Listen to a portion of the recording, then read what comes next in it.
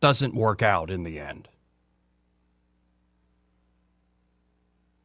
So there's this new study out, and I don't know if they have the results fully yet, but they already have received the grant money. It's another one at UAB. Craig Monger there at 1819 News has the story.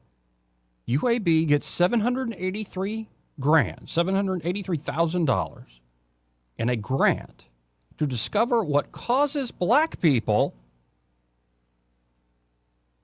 to relapse in smoking menthol cigarettes. The study is perhaps suggesting, quote-unquote, discrimination is a possible trigger.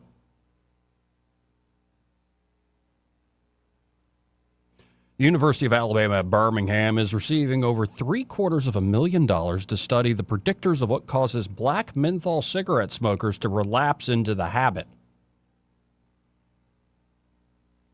Maybe it's because they're addictive, man. Maybe it's because it's packed full of nicotine. Why are all the dudes in the manosphere got lip pillows in with their nicotine pouches? They keep trying to quit, but they keep relapsing. They keep throwing that sweet, sweet nectar that is nicotine in their lip. It's receding their gums. Why is this? Is it possibly discrimination that is causing all these bras to put nicotine into their mouth? But the study is being conducted by UAB. Again, it's $783,000. $783,697 in total funds from the National Institutes of Health and the Department of Health and Human Services. The study will run until July of next year. So if you still say you're black and you smoke menthols and maybe you want to quit, get in touch with UAB. Well, actually, no. They're not even using people from Alabama. They're using folks from Arkansas. A study at UAB here in Alabama, I believe Birmingham is in Alabama, is not going to black folks that actually live in Alabama who smoke menthol cigarettes. They had to go to Arkansas, and they're being paid $750,000 to do it. Again, this is not that much money. Well, it is a lot of money, but it's not that much money compared to what the federal government hands out all the time, all day, every day. But it's absurd. It's absolutely absurd. But maybe I'm being prejudiced. So according to the grant summary provided by the U.S. Department of the Treasury, the study is designed to determine what causes momentary lapses for black menthol smokers, stating that black cigarette smokers, 85% of whom it claims smoke menthol cigarettes, quote, suffer excess tobacco-caused morbidity and death, including cancer. It's a bad thing. It also states that black people have greater nicotine dependence. I mean, why don't we do a study on why goth kids, they're still around. Now they're Gen Xers and they're probably in their 50s at this point. But why are the goth kids continually to relapse and smoke clove cigarettes? What is going on here? And, clove's bad for your lungs, man. The study goes on to say that menthol versus non-menthol cigarette smokers, especially black smokers, have a greater dependence on nicotine and are less likely to quit smoking, despite having more quit attempts, the study reveals. This may be partly due to greater abstinence-induced declines in positive mood, affect, and nicotine cravings. I mean, I always crave a lip pillow right after I eat. I got to tell you, folks, and I'm not making this up, Chappie's Deli has chicken and waffles on their menu now, and the waffle, I think, is made with muffin mix. It's like I ate a big old cake with some spicy syrup. It was awesome. You know what I did after I ate my chicken and waffles with my Frank's Red Hot syrup? I put in a lip pillow. I wanted that nicotine hit because it's great. It's delicious. Like, why does it always have to be put in terms of a pathology? Like, why can't you just explain things with common sense? And why are you getting paid hundreds of thousands of dollars to conduct this thing? Maybe have you tried, and I don't know, have you tried asking people or just do a basic survey? However, the study continues to go on. There are limited data on the underlying mechanisms that explain smoking lapses among black menthol smokers. Prior studies have used ecological momentary assessment, EMA, to examine how negative effect, like a poor mood, nicotine cravings, like otherwise known as the urge to smoke, thank you for that, and contextual factors predict cigarette smoking lapse in real time. Understanding these underlying mechanisms will help us develop effective cessation intervention for black menthol smokers. Again, by the way, $780,000. There are a lot of black folks in Alabama, and I'm sure a lot of them smoke menthol cigarettes. Instead, they found 150 black folks from Arkansas, not Alabamians, who were menthol cigarette smokers ages 21 to 64 who plan to quit smoking in the next 30 days. Its stated goal is to increase successful smoking cessation among socially disadvantaged smokers. Oh, man. I want to talk to one of the 150. Like, how much are y'all getting paid? Because if you're going to pay me to study whether or not I quit smoking in the next 30 days, let's do it. And I still get paid if I don't quit, if I lapse, and then I explain to you, why. But part of the study's aims is its stated goal is to increase successful smoking cessation among socially disadvantaged smokers. So if you're, privileged and rich, we don't give a damn about you. Smoke away. Smoke them if you got them. Part of the study's aims is to determine if perceived discrimination could act as a moderator of the momentary effect of the relationship between nicotine craving and smoking lapse.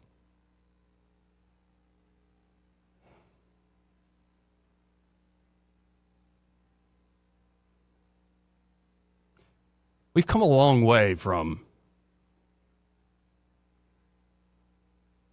like novels like Invisible Man. We've come a long way, haven't we? My goodness. Let's go to the phones. 272-9228. You're on there. Who's this? Hey, Joey, Raconteur. How are you doing today? I'm doing great. How you doing? Hey, doing good. You're talking about Chappie's having chicken and waffles. I'll have to try it out. Yeah, tell them Joey sent you. I will tell you that I have been to the original Roscoe's Chicken and Waffles, and it was life-changing. Really? Yes. I mean, what's so special about it? I don't know if it's the way they fry the chicken or just how they combine it. I mean, they were the original one to come out with a dish, and I haven't found anybody that's improved on what they've done. Did you smoke a menthol cigarette afterwards? No, but let's talk about food and UAB and studies. Yeah. From someone who I know who does Instacart shopping, UAB was conducting a study 3 or 4 years ago when we had a larger than normal immigrant surge into our nation. And the study was they were buying groceries for people who had crossed undocumented living here in Alabama, and seeing if an all organic or a specialized diet, how it affected their diabetic and GLP or their obesity levels. Oh my God. So we had a government agency. This is not just for not people in Alabama. This is for people who aren't U.S. citizens, and they're buying thousands of dollars a month in groceries for people just to see how it affected their obesity and diabetes levels. Do you remember the results? No, because I found out from the person who was actually delivering the food to the families. Oh, okay. So wait, if you give people money, how is that going to affect their diabetes? Oh no, they didn't even give them the money. They would, the dietitian from UAB would place an order at the local grocery stores in Montgomery and have it delivered by Instacart. Oh. So they would mandate like it had to be. So they would buy all fresh produce or organically grown produce or organically grown meats, chicken, beef, whatever. just to determine if that had an effect on their diet, because they figured that was a nice target base to experiment with. I wonder if it worked. I mean, if you start eating a little better, maybe you'll get better in terms of your pre-diabetes and your actual diabetes. I mean, there's a lot of beaties out there these days. Yeah. So a few veggies, eating, I don't know, but you can still overeat healthy stuff. Oh, absolutely. And, if they'd let me migrate to Belize and pay for all my groceries, I might think about it. Yeah, it's just, it's amazing, like, how I cover these studies because I love these write-ups by Craig Monger at 1819 News. There's many angles to this. The waste of taxpayer money. Like, and again, this is a drop in the bucket. Truly is drop in the ocean for what the federal government spends. But you start adding enough drops, you eventually do get an ocean. And so it's a waste of taxpayer money. But then you get into, like, to me, I'm always struck by we've removed the human element of trying to figure out problems. Like, we're studying everybody like they're a rat in a cage. Or studying it like we have this physics envy. Like the same way Einstein tried to discover the depths and mysteries of the wide world, and including the theory of, say, gravity, we're going to treat a person and why they don't stop smoking or why they got fat and got diabetes in the same way with, like, and again, I'm being a little over the top because there's always a place for actually studying things, and science can be a very useful tool, but a lot of this stuff, you don't really need to run some grand controlled study that doesn't show you anything. You could more use like observation and logic of human beings. Oh, I completely agree. And the fact that this year every man, woman, and child in the United States will have $4,000 of income that goes just toward paying interest on our national debt, not a dime on the debt or any other social programs or defense or anything else. It makes me have pause as to what we're spending money on from the government. Absolutely. Well, and, again, not to go too deep into it, but I've been reading through St. Augustine's Confessions. It's 1,500-year-old work of literature. And I got to the point where he's talking about all his sins. And, of course, he had many sexual sins. But one big one he said that was really tough, like this sort of state of sin, it was eating. The things you eat. It's like, oh, wait, people understood this was a problem all the way back then? Fascinating. Like, just without a lick of any what we call so-called science these days. Oh, yeah, we'll go even further back. If a man won't restrain his appetite, he should put a knife to his throat. Yeah. If he's given to gluttony. But we get away with it because we say, well, we have to eat to survive, so it can't be bad because I have to do this. And then while I'm doing it, I'll just do a lot of it. Right. And I don't know, like the trying to understand why addictive things are really addictive.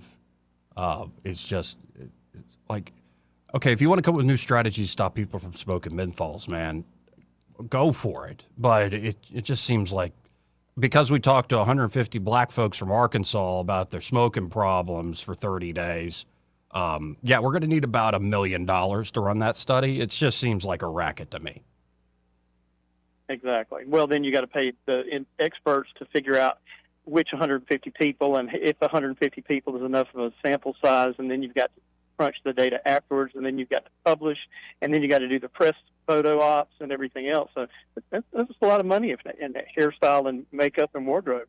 Yeah, man, there's a lot to all this stuff, and that's just one of the many. I mean, you could add a trans element to this. I'm sure trans black individuals who smoke menthols are underrepresented in the sample size, so we're going to need another $1 million to study that.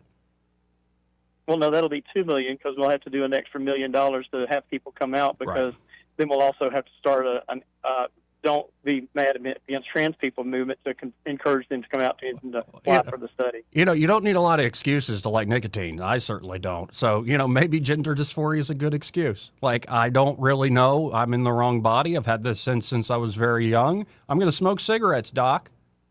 Maybe that's better than, hormone therapy and surgery. Well, you can always quit menthols, supposedly. That's what they're working on, but you can't quit life-changing, body-changing surgeries. Right. It's just, I don't know. We have lost our way, and we covers all sorts of manner of sins and all sorts of weird things that are going on in this world. But the modern, I guess that's the way I would put it. The way that moderns talk about modern things, it seems like such a farce these days, and like people are grasping for meaning and finding none. Well, we're fighting over whether or not the ball should be moved because we can't hit it into the woods and it may be next to an endangered salamander instead of going, hey, just keep the ball in the fairway and we'll be fine. Yeah, maybe it's we're too rich. Maybe we're just too rich, and people got to find stuff to do. Yeah, I'm hungry. I have to find food or I die, or I've got everything I need. So and the weather's fine in Southern California. What else can we worry about?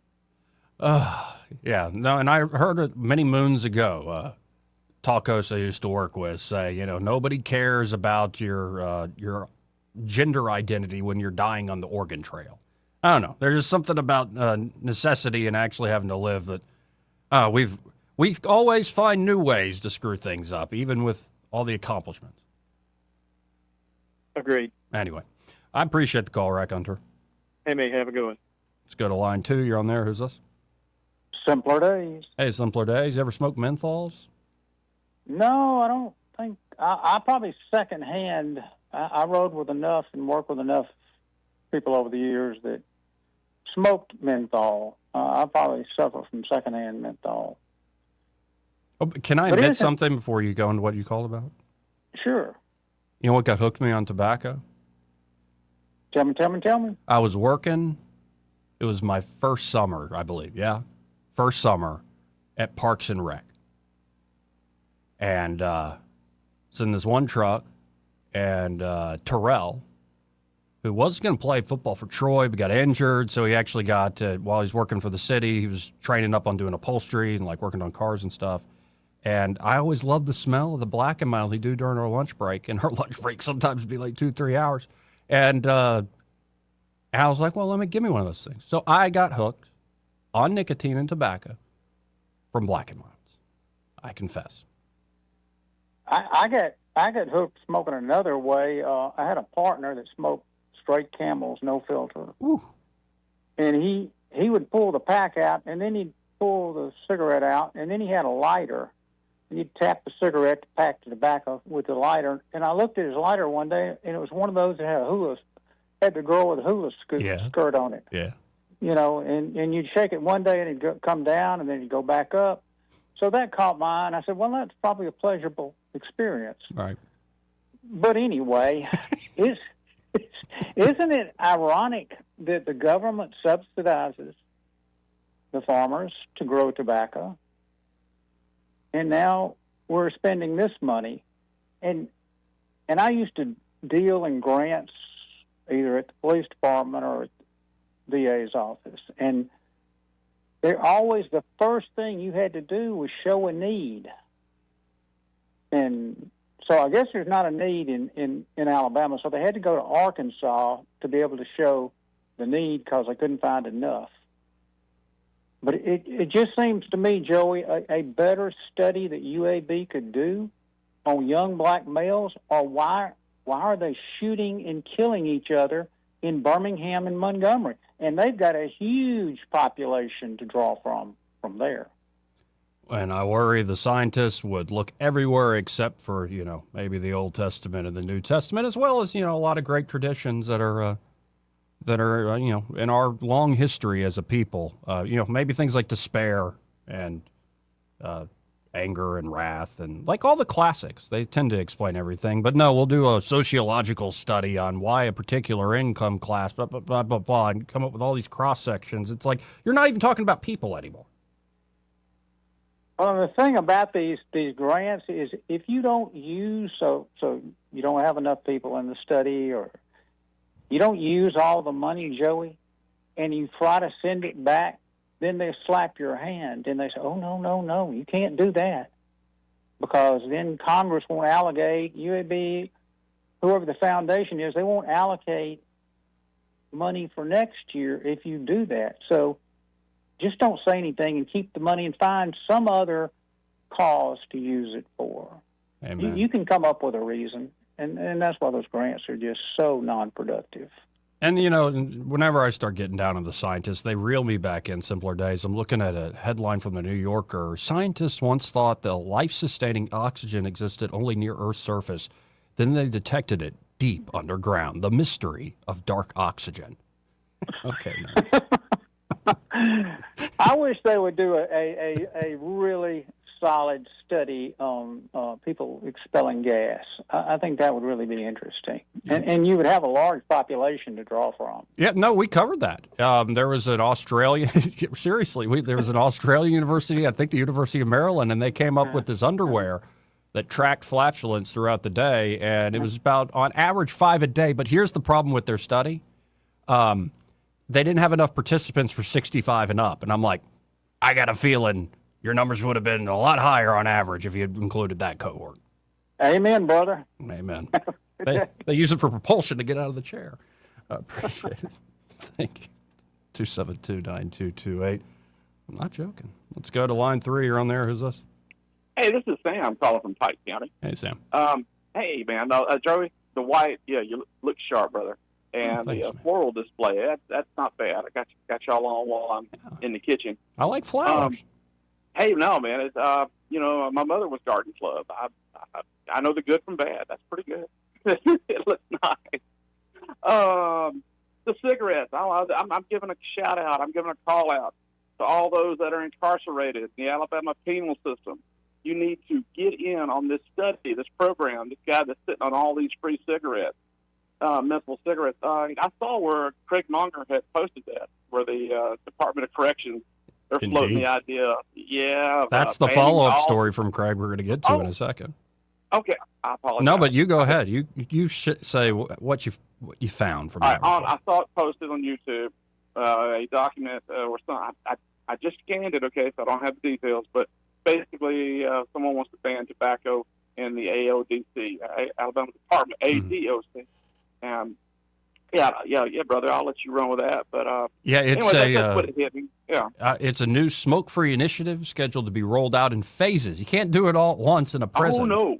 Oh, Right. no, man. Yeah. But however, the new Governor Kay Ivey Correctional Complex will start yeah. tobacco-free, sugar. Mm-hmm. Meemaw, she wants the best for all of us. That's it. Man. There was something other. BD. When you said that about cloves, Joey, you know I'm nuts, right? Years Yeah. ago, back when I used to run long distance, you would take the clove, the big chunk, the actual clove, and you freshly grind it. You put a little into a reusable tea bag. You stick it up. Yes, man, like a skull bandit in your cheek, and you walk around an hour or so, and anyways, it would supposedly help open up the lungs. And destroy the lungs. I think it just runs my blood pressure up. But I've tried it all. I remember I started with the Black and Milds, and I got some, got into cigars, then tried some clove cigarettes, then got into like Red Man Golden Bloom Chew, and then got into dipping, and it started with the apple flavor from Skull, but then it went to just give me Copenhagen. I'm already drunk, and and now it's went to pouches, like the Grizzly Wintergreen pouches. I never mastered the grid. Then the snooze, and now I'm on these, like the Zen, the On brand is what I usually use. And talking about it, I kind of want to put one in. Okay, yeah. Well, one last shot. Let's go for the harshest. Did you ever try a BD cigarette? I was looking them up. I haven't had them in a while, and I think they've been banned. But they were just little piece of leaf rolled around. But they had clove. They had a variety. They had anything you can think of, but they were just super strong, tiny little things. All right, listen. Thank you for your time, brother. Appreciate you, man. Yeah, man. Stay out the heat. Let's go to a break real quick. We got to hit this break. First, this part of the program brought to you by Bo Goodson and the Goodson Group. And they're at the Goodson Group. Bo and his team are ready to help you with buying or selling here in the River Region real estate market. Bo has been working in the Montgomery and surrounding areas for about half a century now. And at the Goodson Group, not only can they help you with buying and selling property, home, land, but they have management services available should you want to rent out your home. Great idea in this market. Why not, for a reasonable fee, have a great company manage that rental for you? So if you want to learn more, you can always go online to thegoodsongroup.com or give them a call at 551-0225. That's 551-0225. Bo Goodson and the Goodson Group, great sponsor here of the program. We'll Come back to the phones right after this break. Want to carry News Talk in your pocket? Download the News Talk 93.1 app from the App Store. Available on iPhone and Android. Never miss a moment. Download now. Whether it's AC or heating or plumbing that you're needing, whatever you require, call Lou Quire. Don't let plumbing problems drain your wallet or back up your day. Lou Quire's experienced plumbers can get there right away. Call the pros the Montgomery area has trusted for decades to get things done right. Lou Quire offers 24/7 emergency service so your home can run smoothly day and night. License number 22154. Whatever you require, call Lou Quire right now. When you're hiring, have you ever felt like you're missing out on meeting truly great candidates for your roles? It seems impossible to find them, but they have to be out there somewhere, right? Well, they're not hard to find when you know where to go, and that place is ZipRecruiter. And right now, you can try ZipRecruiter for free at ZipRecruiter.com/radio. ZipRecruiter helps 10 million people with their job search every day. And because these people are actively looking for jobs just like yours, it's easy to find the right person right away. In fact, 4 out of 5 employers who post on ZipRecruiter get a quality candidate within the first day. But if you're not using ZipRecruiter, you're missing out. So see what it's like when the impossible is easy. When you go to ZipRecruiter.com/radio right now to try ZipRecruiter for free. Once again, that's ZipRecruiter.com/radio. ZipRecruiter.com/radio. Never miss out on great candidates with ZipRecruiter. For too long, Alabama's statewide news companies have shamed us for our conservative Christian values. Alabama deserves a news company that cherishes our culture, a company that isn't bought and paid for by the powers that be. 1819 News is that company. Run by Alabamians for Alabamians, 1819 News celebrates what is good and beautiful about our state, while exposing those who work against our values in secret. Just go to 1819news.com to learn more. Subscribe to our newsletter. That's 1819news.com. Rich Thomas Weather, a service of Riverside Chevrolet Wetumpka. If it's Chevy, it's Riverside. Best price, best selection. Check them out on the web at riversideusa.net. Rich Thomas Weather. Well, hi, everybody. The intense, dangerous heat continues for the next few days. Heat advisory in effect. Mostly sunny today and for the next few days with a high temperature up to about 97 today, 99 Friday, Saturday, Sunday.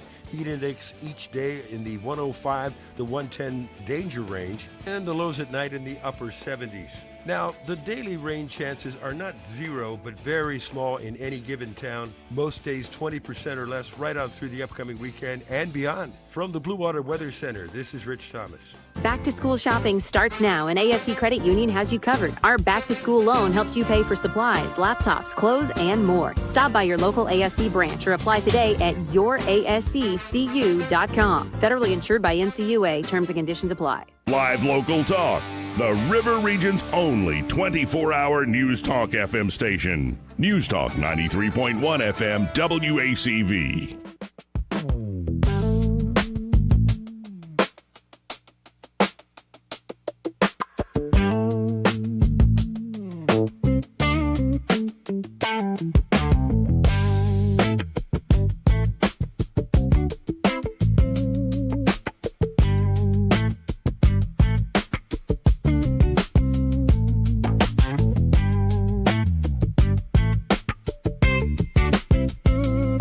Joey Clark. So, Joe, what'd you do today? Somebody might ask me. It's like, well, went to church in the morning. Y'all are always welcome to join me in Mass, 6:30 at St. Pete. I'm serious. But then, got ready for the show and went and ate some chicken and waffles and then talked about a study on menthol cigarettes. I'm doing good today. Let's go to Clint. Hey, Clint, how you doing? Good day, Mr. Sir. You ever smoke menthol? Yeah. Well, I got up, had breakfast, and took a good walk. So that's good. There you go. Had a good little workout. What'd you have for breakfast? Eggs and grits, toast. Sounds good. It's good. But talking about smoking, I smoked since I was 19. And I'm 72 now. and I enjoy smoking. My favorite cigarette is Winston. Winston. My worst cigarette is Lucky Strike, non-filter. What's the difference? Like, why is Winston so good and Lucky Strike just at Well, the it's not bottom? as strong. A filter cigarette is not as strong Okay. as a non-filter. And you get more tobacco out with a non-filter. Well, more nicotine. You know. I guess you do. You know. I Well, don't know if you nicotine do or has health benefits to it. Now, I would say the It sure delivery does. matters. The delivery matters a great deal. And then, of course, you can find studies saying, no, that's just big tobacco produced those studies again. They've got you by the... Yeah. Yeah. Well, I enjoy smoking, but if you go to Saudi Arabia, try their cigarette. That's the worst, strongest cigarette I've ever had. Really? They What ain't do you worth think 2 was in cents. there? Oh, no, it's strong cigarette, dude. If you smoke 3 or 4, it make you drunk. I remember having some, I liked hookah for a while. And I remember trying some, like, legit stuff. Like, anyway, there was 2 Saudi royals who were at the University of Alabama, and they were having some, like, bachelor party, which was really, we ate one of their desserts and we smoked hookah. Yeah. And, man, that stuff will knock you on your ass. Like the tobacco, whatever it was they had in there. Woo! We didn't like it too well, but hey, I got a question. When I was a young man, well, younger. Was told that the Marlboro man, he smoked Winston and not Marlboro. Maybe there's somebody out there on the radio that can answer that question, yes or no. The Marlboro man smoked Winston's. Yes, but he was. I think they charged Winston for his lung cancer. I'm saying he died from cancer. They said from smoking cigarettes. So maybe you get a call on that. I don't know. Thank you, sir. Have a good day. Thank you, Clint. That's a good question. That's a good mystery. That he didn't even smoke his own brand. Huh. I wonder if that's true. I'm not seeing anything from searching for it immediately, Clint, but I'm seeing some of the old school advertising, and I can see why they banned it because, damn, they look cool. Let's go to Pat. Hey, Pat, how you doing? Good morning. Actually, good afternoon. Afternoon. I got my truck from work and heard Simpler Days talking about you got to use it, spend the money or give it back, and I had a 50-year flashback. I'm a second lieutenant at Columbus Air Force Base in August of 1976, waiting to start flight school.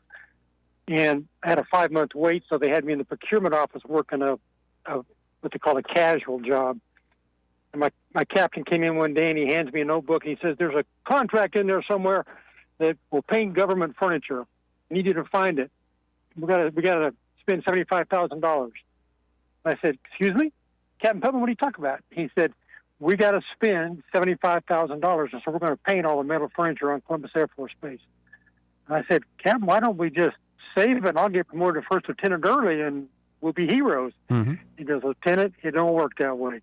If I don't spend that $75,000, they'll cut my budget next year by $75,000 because they'll figure that I inflated it this year. So go ahead and paint all that furniture." And we did, and it looked good for about 2 weeks, and we basically wasted $75,000. The old use it or lose it bureaucratic rule.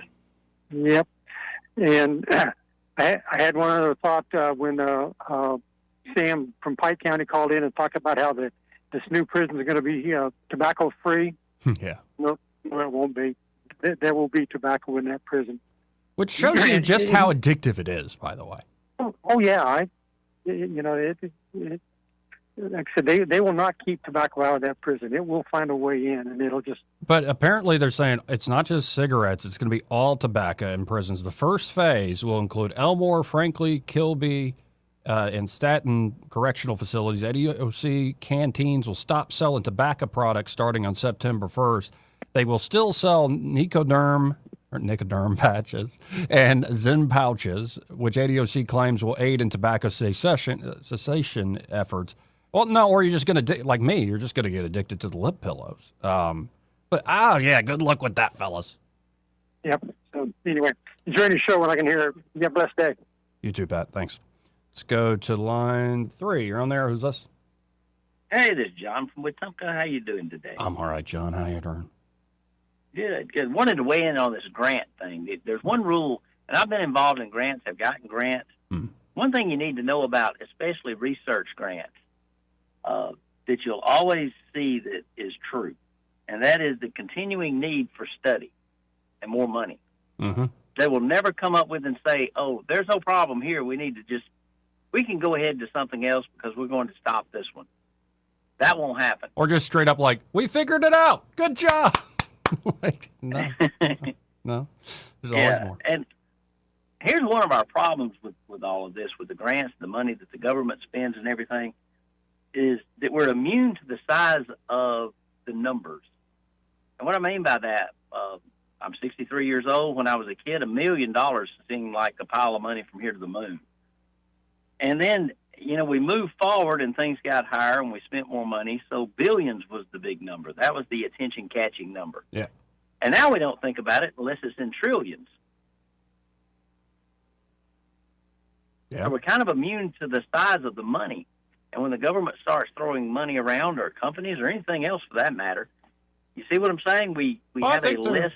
They're starting that it's the most apparent way, if you think about it for a second, that I would say the government and the well-connected cronies at the top of the heap have been stealing from everyday people for generations. Yeah. Well, I looked up this figure when you were talking about this. It said the Government Accountability Office found that with regard to grants, there was $51.1 billion in improper payments, including overpayments, inaccurate record keeping, or fraud. That's just in Medicaid. Wow. Okay, $51 billion is a pretty good size pile of money, isn't it? Yeah, just a bit. Yeah. So, and that's just in corruption. Yeah, and the city of Montgomery, the municipality, would love to have money like that. Like any city, small city would love to have money like that. You could do a lot of things. You really could, but nope. They would screw that up too, though. All right. Even if you gave them that much money, they still find a way to mess it up. Yeah, I worry about that some days too. Anyway, I appreciate it, John. Take care. Yeah, and speaking of the money losing value, where it used to be $1 million was a lot, and like even in the 90s, if I had $1 million, what was that? The Bare Naked Ladies? And then it becomes $1 billion's a lot, $1 billion. Like in Austin Powers, they address that. Dr. Evil does. And now it's $1 trillion is the most. It shows the government is stealing from you. We've been losing value in our actual money for a long, long time. And I believe Rand Paul just toured Fort Knox. He said the gold's still there, to their credit. But it just reminds us that since 1971, since we went off the gold window, the money, the dollar, has lost 86% of its value. So unless you're invested in some fund or you're a whiz with real estate or something, you're not keeping up. Like all that money you're trying to save, it's just losing value. And so if you want to get, a little bit of a hedge, and maybe it's for like just raw economic reasons, you want a long-term store of wealth, or maybe you really love history and you love collecting, check out a brand new sponsor of ours, folks, called Eclectic Coins. Doug was on the show earlier this week and really enjoyed talking with that guy. And he set up a great shop here in Montgomery, just off of the Northeastern Boulevard, 543 Northeastern Boulevard here in Montgomery. And they offer free appraisals, estate liquidations, coin grading services, especially like you got something you don't quite know what it is, they can help you there. And they have a large inventory there. I was looking, historic bills, like really, really cool stuff that goes way back in our own country's history, back when the dollar really did hold its value, as well as historic coins that I think he's got one that's 700 years old in those places. Like, really, really cool stuff. And then commemorative coins, maybe you're more into Marvel or Batman or Spider-Man, DC or Marvel. Maybe you're into sports teams or Fender guitars even. There's a lot of cool commemorative stuff that is still gold and silver, that has that underlying gold and silver value. And don't forget, we talked about gold backs. So they look like dollars, but they literally have laid within the bill itself gold, like so a tenth or 1/1000th of a troy ounce of gold. So the underlying value there, these are privately minted, but then backed and approved, let's say, by different states. So Florida's printing them, Idaho's printing them. Very cool stuff. So again, whether you're looking for historic coins, commemorative coins, just stackable gold and silver, usable perforated sort of gold and silver, gold backs, they got your back there at Eclectic Coins. And of course, if you just inherited a lot, they do free estate appraisals and grading. They can help you out. So check them out today. Again, that's Eclectic Coins. You can always go to eclecticcoins.com or just stop by 543 Northeastern Boulevard here in Montgomery. And remember, Eclectic Coins, where collectors who know go. Yeah, once you meet Doug, you're like, oh, this guy's great. Let's go to line 1. You're on there. Who's this? This is Joey from Prattville. Hey, Joey from Prattville. How you doing? I'm doing all right. How you doing today, brother? I'm all right. You know, we're talking about all sorts of stuff today. Yep. Well, while I sit here and smoke my cool cigarette, wanting to know why a white man wasn't selected for this survey, because I've tried to quit several times and couldn't do so. So I'm a little bit You're hooked on irritated cools? that. I've smoked cools pretty much my entire life. Yeah. No, there was a time where, what's the one that you crush it at the Camel. The Camel Crush. has the crush. Yeah, my wife in college. Oh yeah. My wife actually smokes the Camel Crush menthol, and I smoked. They wasn't the new Cool Black they came out with, but I smoked Cool Short in the box. My uncle used to smoke. They used to call them super longs. Now they call them 100s. Mm. But it used to be the old Cool super longs, and my uncle smoked them. I always hung out with him during the summer, and that's how I picked them up way back. Hell, I was 10, 11 years old, something like that. I don't know. So how many decades then has it been? Huh? How old are you now? 55. So it's been 4 decades that you've been smoking cool. And have you tried to stop before? Oh yeah. Yeah. But here's the funny thing is I've been to jail on a few occasions. Yeah. And some of them are non-smoking facilities, and if I go into one of them, it never really it don't bother me. Right. I don't have a cigarette. You know what I'm saying? But as soon as I walk out that door, the first thing I want is a cigarette. Yeah, I can switch. I can quit nicotine, but you literally have to lock me in a cage and take away my freedom.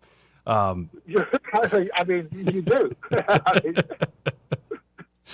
But back to an earlier caller, the original Marlboro Man. I remember seeing a special on NBC. I want to say it was, what was that, NBC Dateline or something. What's the nightly thing they do? Yeah, Dateline, I think.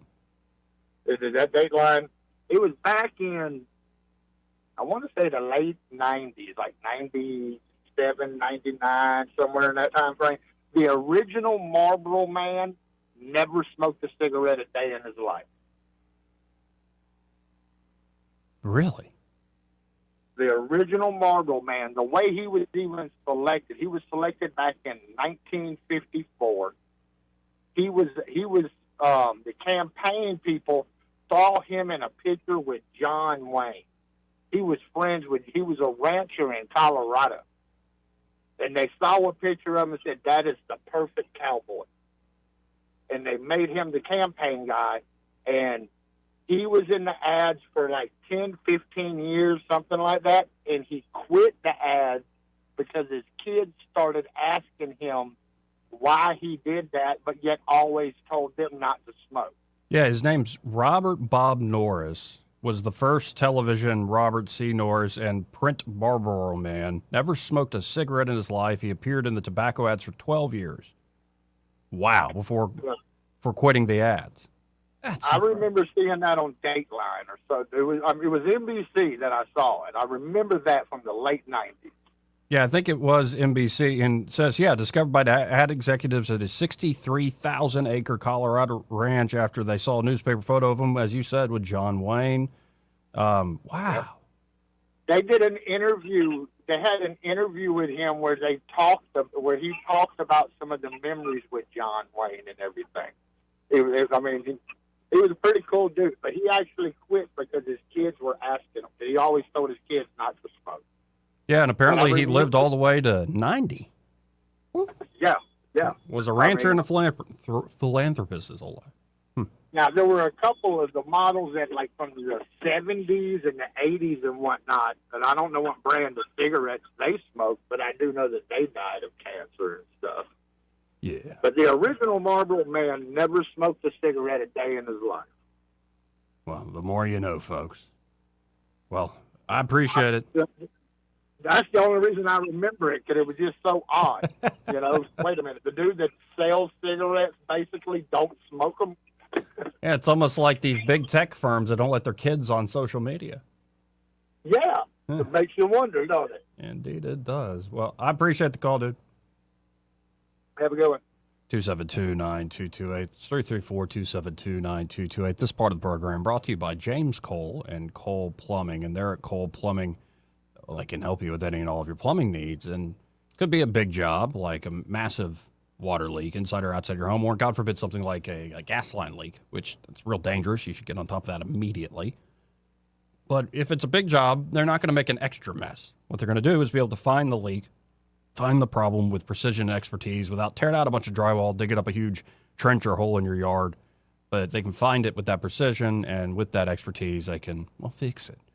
And then, of course, they can help you with smaller things like a drippy faucet. That's no fun. Or a toilet, like the flapper doesn't work anymore. Or maybe you got clogged drains that you tried everything that you know how to do, and they're still clogged. Could be you need a new garbage disposal, or you want to upgrade to like a taller toilet or a tankless water heater system. They can help you with all that there at Cole Plumbing. So check them out today. Just call them up at 279-8919. That's 279-8919. And just remember, folks, when you have trouble with your bowl, call on Cole. So I think in the 2 o'clock hour, an hour from now, give or take, Troy Carrico will be joining us. And I think we'll get the whole band back together on Friday. Eddie and Troy will be here tomorrow. But I think I'm going to keep flying solo on Mondays. And we're just trying new things, trying to change things up here or there and try to bring on more, different voices, a little more different onto the program, at least to keep things fresh for me, if that makes any sense. And there's so many weird, crazy things going on in this world. I'm sure if I just took a little extra effort, I could find some pretty cool cats to bring on these airwaves to do some talking about how crazy this world has become. No surprise, by the way, that Alabama's special primary that just happened this week sees decade-low turnout. And this is, of course, growing GOP general election fears. And Jeff Poore was telling me this, singing this song yesterday. I don't know. I think it's the first day of school for kids. People's minds just ain't on it. You can tell. And people try. Okay, I haven't tried. Katie Britt was here even, trying. Get people out there. And it was only like 5%, something like that. Pretty insane. Yeah, speaking of chicken and waffles, by the way, Chappie's has got a new chicken and waffles dish, but Chick-fil-A, it looks like, has brought out what is that? Is that like waffle buns? Yeah, chicken and waffles dish. So it's like waffle buns and the regular Chick-fil-A filet fried up with some bacon. And ooh, that looks like syrup. And the waffles are maple flavored. That sounds... Oh, no, and they have a tasty honey butter spread as well. Oh, I already ate enough of it. And they have, you can get the filet spicy. Now, that sounds awesome. Sounds like a good way to put on some weight and get that diabetes, but that also sounds awesome. So we could talk about that more, but I think that's enough for now. But we also have stories of perverts. We have stories of Cornell having to ban processing wild game on campus after there was a bear butchering incident. That's at least what the headline reads. OpenAI, the ChatGPT company, a lot of people leaving the company, and guess who they just lost? Head of ethics. Well, how's the ethics department doing at this new experimental technological company? Well, we lost the head of ethics. Of course, we can do an update on Iran. I think I'll wait for Carrico to get here. And if you missed it yesterday, Caroline Leavitt is to step down as White House press secretary at the end of August, and there is a full court press on the possible successors emerging to take over that job once she leaves. And I haven't seen any big reasons, but my guess is she wants to be a mom. And I think that's awesome, dude. That's awesome. Oh, and also, if you're worried about flock cameras, there's a new quote-unquote adversarial pattern that can prevent surveillance cameras from detecting you. So I have a feeling we're going to have a new fashion trend in the United States of America. And by the way, doesn't it seem like, you remember how you do like 60s Day or 80s Day, even 90s Day? Like there was a true shift in how people dressed and presented themselves. And I guess that's still going on to a degree, especially with AI. You can be like, make so-and-so a Zoomer, and you can see him with all the tattoos and like the clothes and stuff, like the jeans that are slightly baggy and the kind of loose midriff thing, the nose ring. But then a professional stare. The Zoomers are a heck of a generation. But it does seem like the shift in like true fashion and change stopped at like 2010. I don't know what that is. It's weird. It's like everything just went to kind of gray. So maybe in trying to fight back against this mass surveillance state that's being built up around us, people are going to go to plaid, literally. We'll get into that after the top of the hour break. Broadcasting from the Riverside Chevrolet Master Control Center, this is WACV Cusana, News Talk 93.1 FM. When it's Chevy, it's Riverside. With SRN News, I'm Bob Agnew in Washington. Caroline Leavitt is stepping down as White House press secretary. Leavitt says she wants to focus on raising her young family. That includes a 2-year-old son and a 3-year-old. Born this year, I should say 3-month-old, born obviously just 3 months ago when she took respite from her White House duties and recently came back. Despite the move, she is expected to remain a very trusted advisor to the president moving forward. Customers are beginning to get their money back after the Supreme Court overturned major Trump-era tariffs. Shipping giants FedEx and UPS are passing government-issued refunds to importers who originally had to pay the fees. The court ruled those tariffs imposed under emergency powers could not stand and ordered repayment of the collected duties as well. New surge of extreme heat gripping parts of Western Europe. Britain and France now experiencing their 5th heat wave of the summer. This is SRN News. When it comes to our cars, those infotainment screens, turbos, advanced transmissions, and cameras are all great until they fail. And if your car is out of warranty, repairing them can cost thousands. I'm Danica Patrick.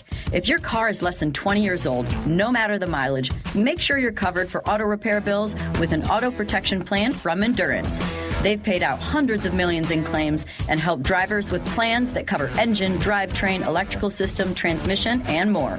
Endurance gives you straightforward claims processing and direct payment to your certified mechanic. And your rate won't go up no matter how many claims you file. When your check engine light comes on, don't ignore it because you're worried about a big auto repair bill.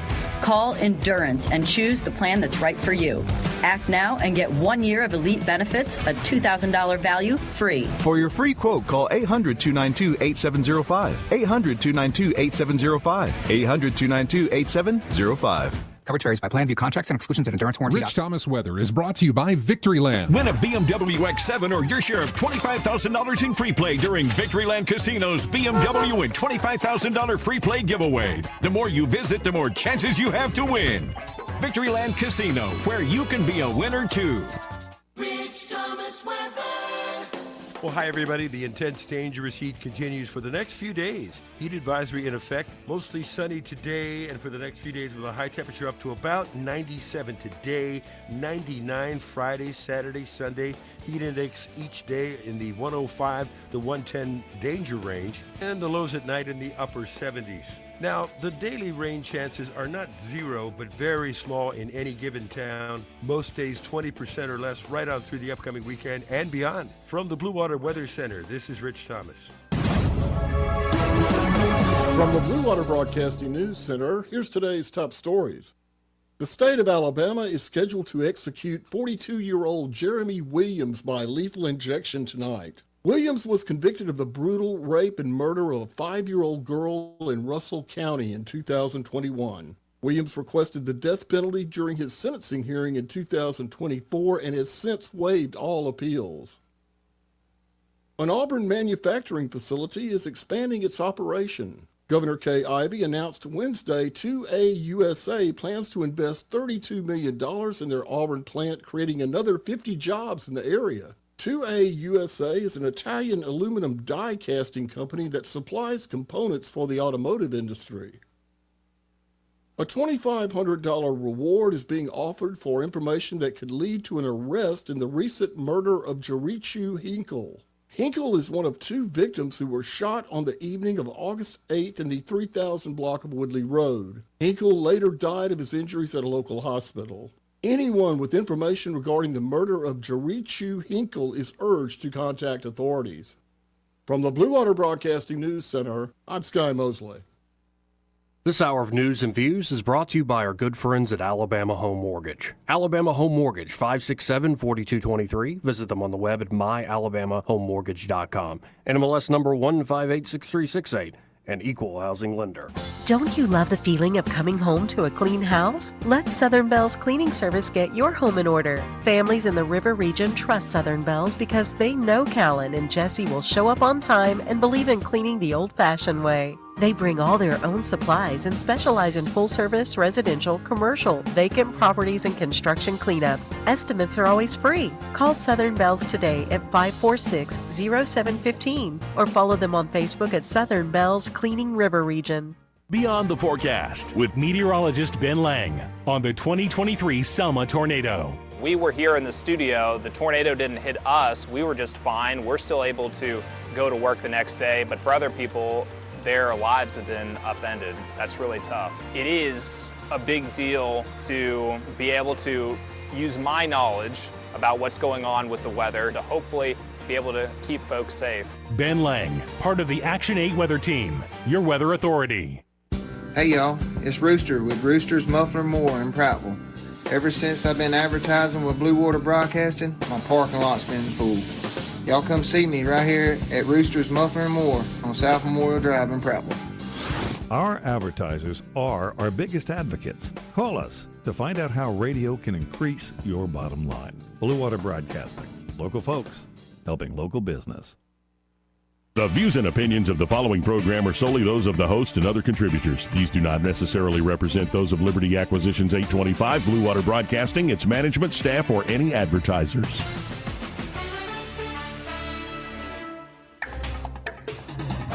It's time for Montgomery's conversational radio show. It's News and Views on News Talk 93.1 FM. To join the conversation, call 272-9228.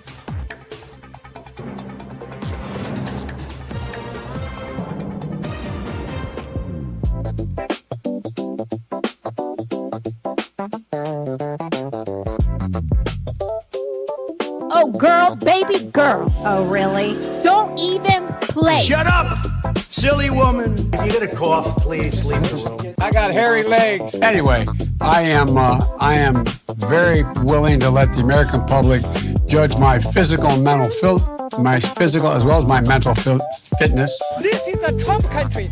We live in the Southeast. We drink sweet tea. We don't drink socialist Kool-Aid. Joey Clark. Welcome back to the program. I'm your host, Joey Clark. And I was going to go to something fairly serious and poignant. But first, let's go to something stupid and political. Now, I might have, like Trump might have, like we all of us might have, once in a while, engaged in a lot of hyperbole. Like we might be a little hyperbolic from time to time. Like, especially when we're talking about the other side.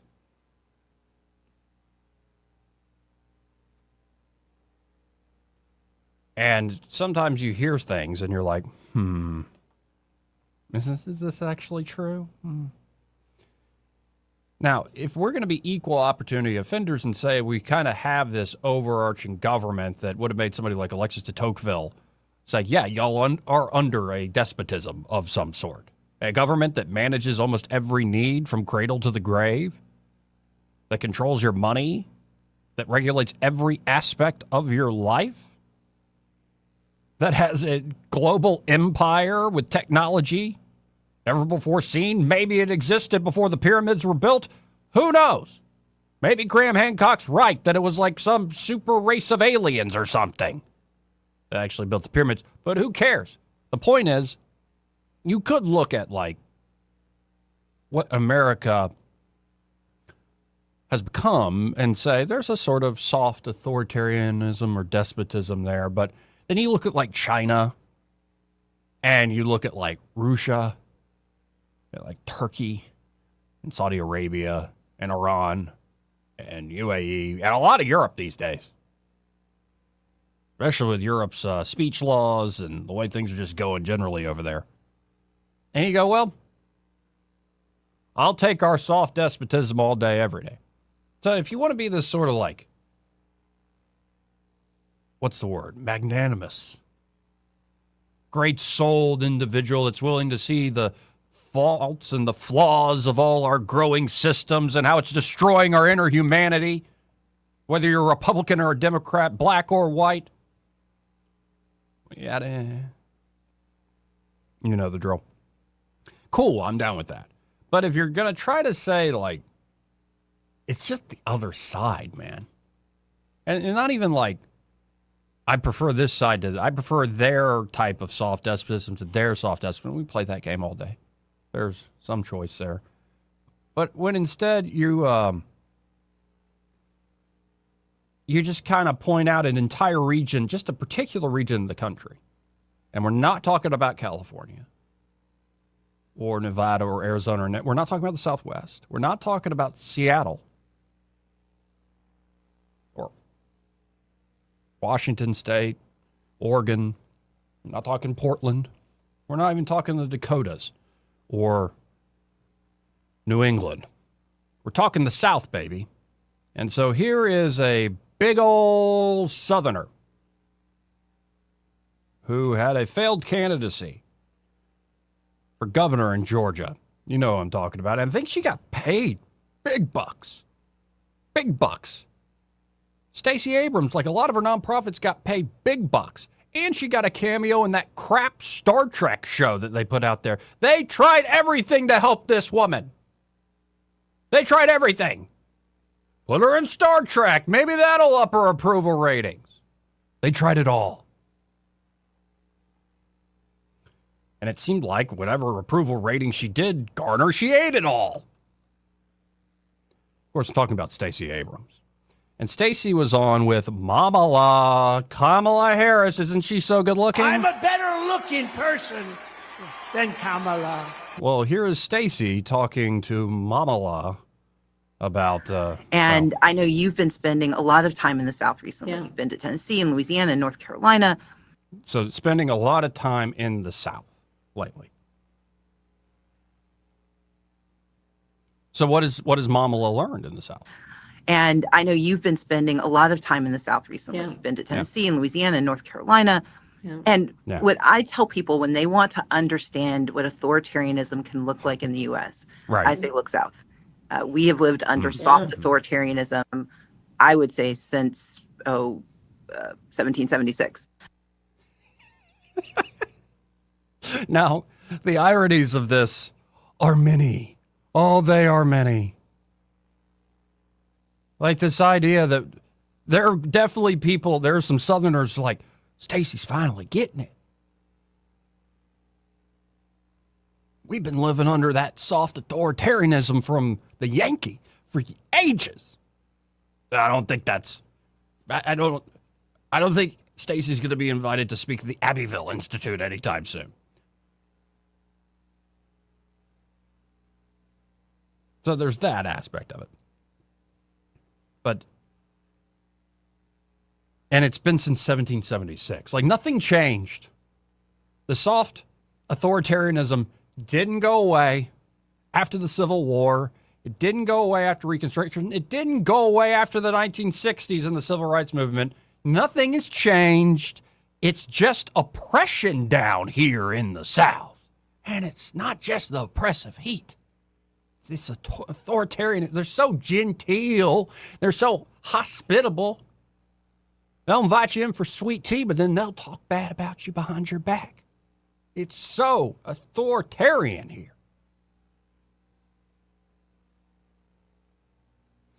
Then why is it? Well, I'm going to hear it again. Play it again. And I know you've been spending a lot of time in the South recently. Yeah. You've been to Tennessee and Louisiana and North Carolina. Yeah. And what I tell people when they want to understand what authoritarianism can look like in the U.S., I say look south. We have lived under soft authoritarianism, I would say, since 1776. Okay. Then why?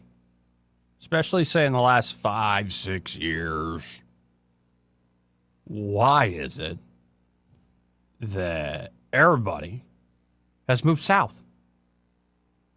By everybody, I mean billionaires, working class folks, middle class folks, comedians, interior designers, florists. They've all moved to the South. In fact, a lot of Yankees have moved south. A lot of hippy-dippy stoners from California have moved south. A lot of brilliant people have moved south.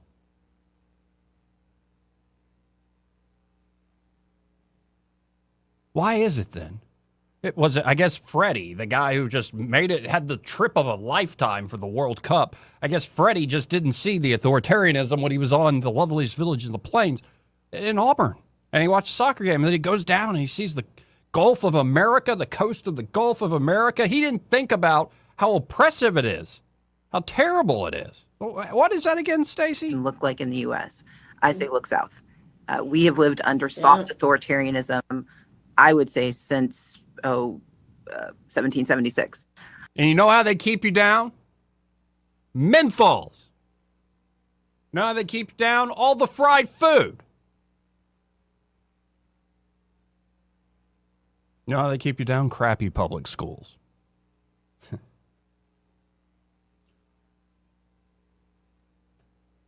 No wonder. I mean, she's a failed candidate. And like I said, they tried everything. They tried everything with Stacey Abrams. Everything. And they tried everything with Kamala. They tried it all. And like, I'm looking at these two right here, and I don't think that's the future of the Democratic Party. I have a sense it's going to be a lot younger than this. It might be AOC with her Latina power or something like that. Actually, I don't think it has anything to do with her being Puerto Rican. It has much more to do with people underestimate AOC, and I go back and forth on this, as y'all know. They underestimate her. I saw a great X write-up. Somebody just kind of posting their thoughts, and like that makes a lot of sense. That AOC essentially freezing her eggs and saying, I don't need no man, I'm an ambitious woman, but don't you talk about my ambition. And even though I'm posting all of this publicly, literally putting needles into my belly to, change hormone levels so I can freeze eggs, you better respect my privacy. Why are you doing it in public? But don't underestimate how many millions of women, of course not all women, but a lot, how many millions of women are being affirmed in their own decisions by AOC publicly doing all these things. Now, I would hope and pray it's not true, that this isn't going to work. But I would say, again, looking at these two, looking at Stacey Abrams and Kamala Harris, that ain't the future for the Democrats. Now, it might very well be like some young white dude who gives a good speech and like a Ossoff or whatever. I don't know. It's funny how y'all keep talking about like white men are the source of all our problems, and then you keep going like, well, let's go back to them. At least they get it. At least they're an ally. I just don't see it. Anyway, let's go to line one. You're on there. Who's this? Hey, it's Kilroy. Hey, Kilroy. How are you? All right. Help me out with something, because, as you know, I'm not very educated. So we've been under soft authoritarianism since 1776. Yes. Well, then explain to me, what were we under the literal king before that? Hard authoritarianism. Jesus, with these people. And by the way, we've been under that soft authoritarianism since 1776. But after hundreds of thousands of people died and slavery was abolished, nothing changed. It's still here. Nothing changed. It's still here. God, these people make me want a day drink, I swear. And especially, we want to talk about authoritarianism. What about the COVID regime in the blue states? This is why everybody moved to the South.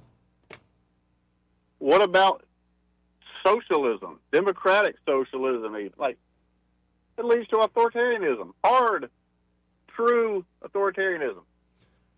Yeah, and I hate to say it because it does boil down too much to one thing. I think they're just racist. I'm being serious. I think they just look at the South and they're like, what a racist place. I mean, Stacey Abrams has to know better. She was a party's nominee in the South, lived here her whole life. They just play to the idiot. That's all I got, Joey. Anyway, I didn't want to go there. I wanted to go to something serious about a teacher in Texas just at his wit's end because he's teaching seniors and they can't read. But maybe that's the soft authoritarianism. It has nothing to do with decisions being made by all sorts of people in a voluntary way. Anyway, appreciate it, Kilmer.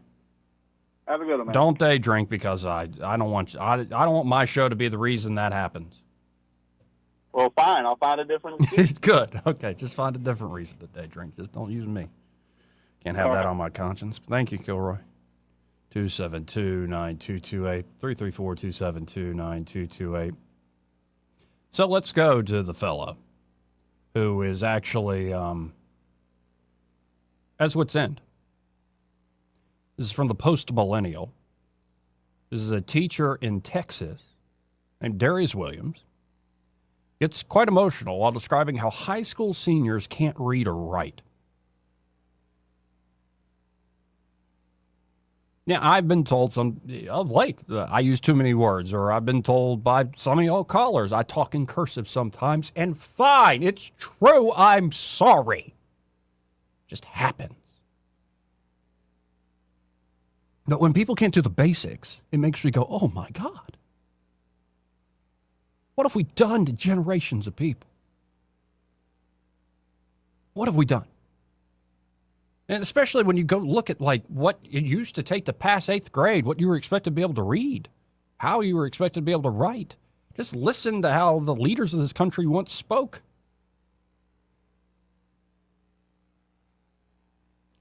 Anyway, here's Darius Williams, a Texas teacher. And it's heartbreaking. Let's listen into him. I literally broke down in the middle of class because I'm teaching seniors. These kids are leaving high school and going to college, hopefully, after they finish. We had 2 paragraphs to read, 1 sentence complete to write. I gave them the sentence stems. I basically completed the sentence for them in the model. These are 17 and 18-year-old kids, and they couldn't fill in 4 words. 4 words. I gave them the scenario. We annotated together. I gave them the answers before we even had the problem. And they couldn't do it. I don't know. I simply don't know where the problem is. Maybe it's, and I'm not blaming Darius here. I think he's trying his level best.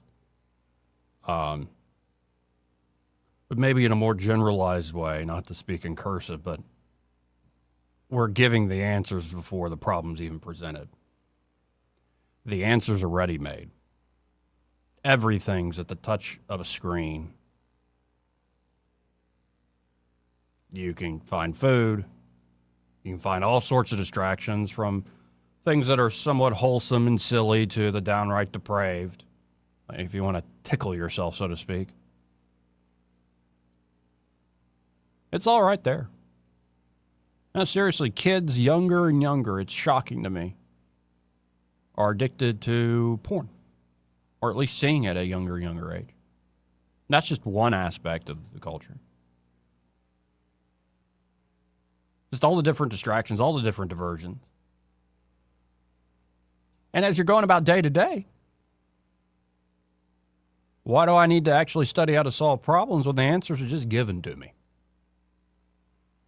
Well, perhaps we should start telling folks, you're not okay. It might seem like you're okay. You might be comfortable in the way you're living and how you're doing, but you're not okay. And none of us are okay, by the way. The problems are much deeper than what we have made them out to be in the luxuries of modern living. Let's keep going with Darius here. This is only day 2. And I have seniors who simply cannot read and seniors who cannot write.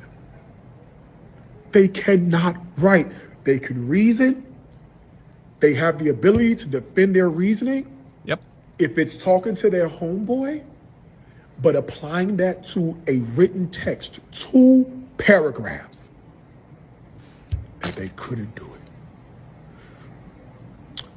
Our young black men, our young brown men, our young black girls, and our young brown girls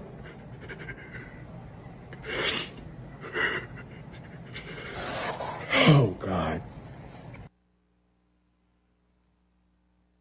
I mean, not to say it, but a lot of dumb white people can't read or write either. Especially in younger generations. And it seems to be tracking with the more we hand them technology, we hand them these screens to look at, not just as tools to help solve problems or tools to help them understand the depths of the world and the possibilities of this world, but screens to affirm them because the adults don't have time to. Or maybe the adults have tried, but they can't reach them, so just let the screen do it. This one part of it, where what was he saying? Right here in the center. Let's listen to this part again. And they couldn't fill in 4 words. 4 words. I gave them the scenario. We annotated together.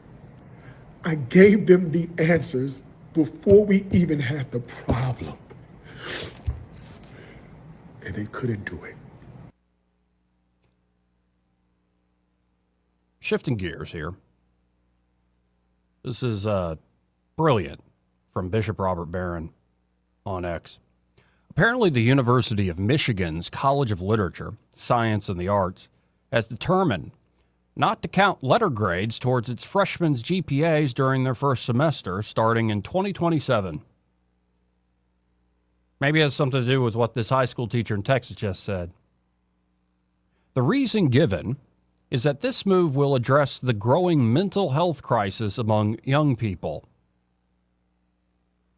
Nothing could be further from the truth. It will, in fact, exacerbate the crisis.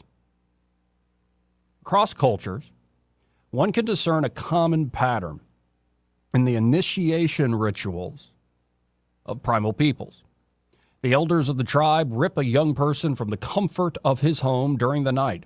He is then scarified or otherwise physically marked in some way. A tooth is knocked out or his face is cut in order to impress upon him that life is difficult. Then he is introduced to the lore and history of his people. And finally, he is taken to the edge of the wilderness, given a few simple provisions, and told to make his way for an extended period of time. The entire purpose of the exercise is to break him free him from the dominance of his self-regarding feelings and to orient him to the achievement of objective goods. Plato famously compared the soul to a horse-drawn chariot. The animals represented the passions. And all these emotions. We got plenty of that these days, which provide energy for the vehicle. And the driver represents intelligence and refined moral consciousness. As long as the charioteer is in place, the chariot makes its way purposefully. But if the charioteer is kicked out, the horses will run amok. The passions will run amok. Our suicidally empathetic culture, which consistently privileges feeling over objective value, has produced armies of dangerously uninitiated young people. In terms of Plato's metaphor, it has given rise to lots and lots of chariots with no sense of direction, crashing into one another. Electing not to count first semester grades towards students' GPAs in order to spare the delicate emotions of 18-year-olds is, spiritually speaking, about as dumb a move as a university could make. That's just one example. But reading that, I would say that the initiation rituals, they're still going on. And you would hope that an initiation ritual that keeps a lot of people on the straight and narrow is, well, they are grafted onto a church with a loving family. They're direct kin, yes, they're parents. And they are taught to love God and love one another. And does everybody that goes through that initiation actually stick by those rules? Nope. And in fact, that's very much accounted for and expected. But at least you can plant those seeds. You can go beyond the church to a liberal education where you teach the kids about their history, about their lore, about the great stories and the music and the architecture and the fashion and all the ingenuity and great innovations that have been made by the generations that came before them, especially made in much harder times and through much tougher struggles, greater suffering than anything these kids could imagine. And you can try to show them that. Problem is we put kids through school, and oftentimes, even if you try to get a kid into the church, or you say, oh, go get a job and learn the real world, you put them through the corporate initiation process.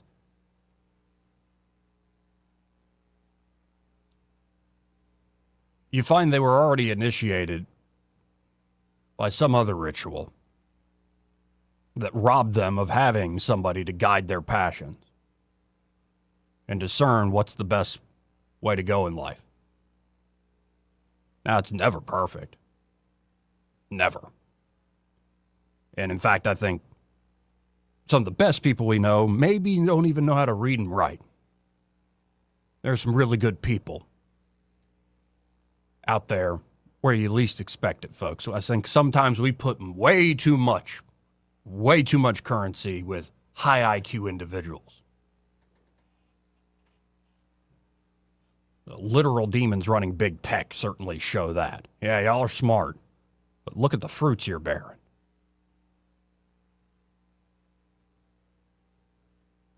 But it seems like, whether it's through big tech and all the diversions and distractions, or it's literally, in the worst case scenarios, the initiation rituals on the streets. And you can't expect to live long. And you can't expect to just lay down and take it. To turn the other cheek, you got to go get the next guy before he gets you.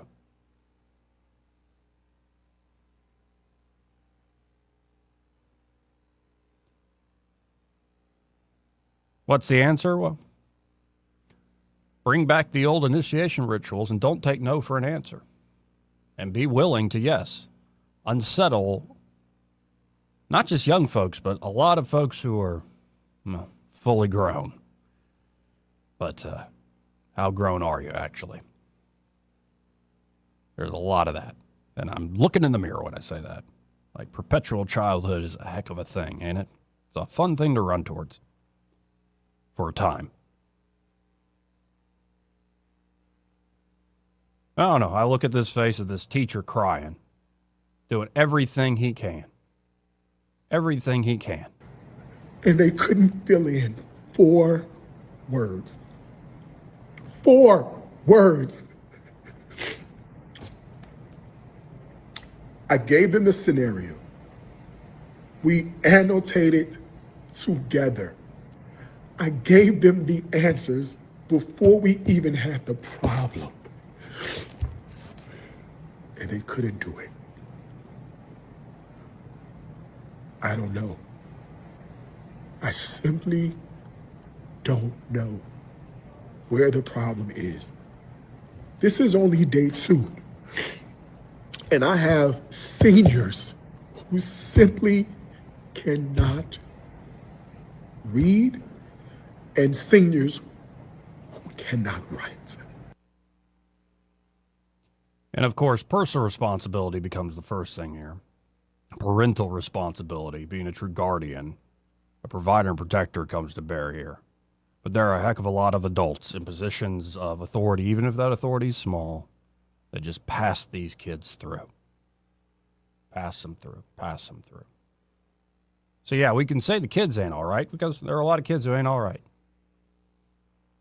But I think it's a reminder of how we're failing on a very broad level. 272-9228. You know, the heartening thing is places where it used to be the cliche, well, at least Alabama's better than Mississippi. Mississippi, is kicking ass in their reading and writing programs. They're whooping the Northeast.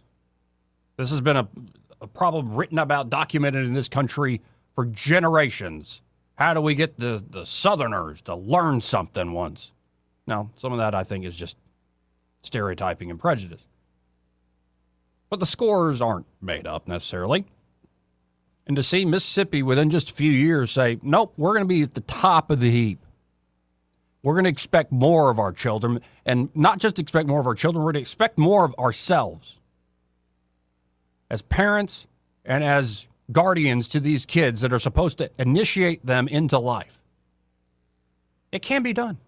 It can. Well, let's get on it. 272-9228. That's 334-272-9228. This part of the program brought to you by Dylan Rings. And I'm looking at something absolutely stunning. You know, I kind of love the Art Deco style, and maybe it's me being a long-time big fan of Ayn Rand and her sort of sense of that stuff. But if you go to Dylan Ring's Facebook page right now, or on Instagram or TikTok, you can follow him there. You can get a little piece of the Roaring '20s right on your finger. It's actually Art Deco jewelry. So these are Art Deco princess/dinner rings. At first glance, you might just see a beautiful vintage ring. There's actually a story behind this style. Art Deco jewelry came to life in the 20s and the 30s during the era of jazz, flappers, speakeasies, and the Roaring '20s. Designers were moving away from the soft, flowing curves of earlier jewelry and embracing bold geometry, symmetry, sharp lines, and lots of sparkle, baby. And so if you go to Dylan Ring's page, you can see this remarkable piece. And I guess I'm just partial to that sort of styling. I like it being a little ostentatious, so to speak. You know, if you're going to get diamonds, wear them big, but wear them beautifully as well. And you could be wearing a little piece of history if you get by Dylan Rings and go ask them about the Art Deco dinner ring. Stop by, check them out. They're at 119 Brown Springs Road here in Montgomery, just off of Atlanta Highway.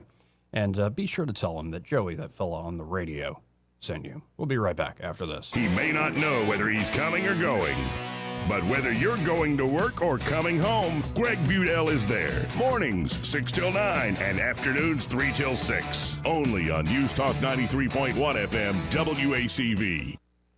We get a lot of questions about what all we handle at Hannah and Eddie Realty Group. I'm Hannah Grantham. And I'm Eddie Bader, and we will handle all of your real estate needs. We handle all your buying and selling needs, from your first home, next home, land, investment property, and even commercial properties. We do it all and have the experience that shows you what makes us different. So when you think real estate, think Hannah and Eddie Realty Group. Look us up on Facebook or give us a call at 334-368-6358. And let us show you who you have on your sign matters. Whether it's AC or heating or plumbing that you're needing, whatever you require, call Lou Choir. Since 1983, we've treated you like family. Day or night, we do things right so you can live more comfortably. Whether it's AC or heating or plumbing that you're needing, whatever you require, call Lou Choir right now. Are you tired of the mainstream media's biased reporting? Do you want to stay informed on the news that really matters to you? Look no further than 1819 News. At 1819 News, we bring you the latest in Alabama news, politics, sports, culture, and more. We've assembled a team of journalists with Alabama values dedicated to the truth and the truth alone. Visit us at 1819news.com today. That's 1819news.com. Subscribe to our newsletter. Honest News, Alabama Values. Hi, this is Carl Schmidt, naturopath and owner of the Herb Shop. Listen every Saturday to Winning Wellness and learn from experts in different fields of science and technology how nutritional supplements can help you. Listen to Winning Wellness every Saturday at 10 a.m. This hour of news and views is brought to you by our good friends at Alabama Home Mortgage. Alabama Home Mortgage, 567-4223. Visit them on the web at myalabamahomemortgage.com. NMLS number 1586368, an equal housing lender. What's your biggest investment? More than likely, it's your home. So treat it that way when you hire a painting contractor. At PBS Painting, there are no gimmicks, no $99 specials. Just quality painting and someone who treats your home with the same respect that you do. At PBS Painting, we have been painting for years and look forward to many more years to come. With PBS Painting, the job gets prepped properly, whether it's cleaning, scraping, or priming. We always use quality products, which is a must for a quality paint job. So if you're looking for a painter that doesn't need upfront money and is on the job at all times, then please give me a call. Scott Bowers and PBS Painting, 294-5122. That's PBS Painting, 294-5122. Look at some of our work on Facebook at PBS Painting Montgomery. Rich Thomas Weather is brought to you by Mr. Electric of Montgomery. Mr. Electric, we've got the power to make things better. Visit MrElectric.com. Rich Thomas Weather. Well, hi, everybody. The intense, dangerous heat continues for the next few days. Heat advisory in effect. Mostly sunny today and for the next few days with a high temperature up to about 97 today, 99 Friday, Saturday, Sunday. Heat index each day in the 105 to 110 danger range, and the lows at night in the upper 70s. Now, the daily rain chances are not zero, but very small in any given town. Most days 20% or less right on through the upcoming weekend and beyond. From the Blue Water Weather Center, this is Rich Thomas. On FM, on your smartphone, and online, the River Region's most trusted voice. News Talk 93.1 FM WACV.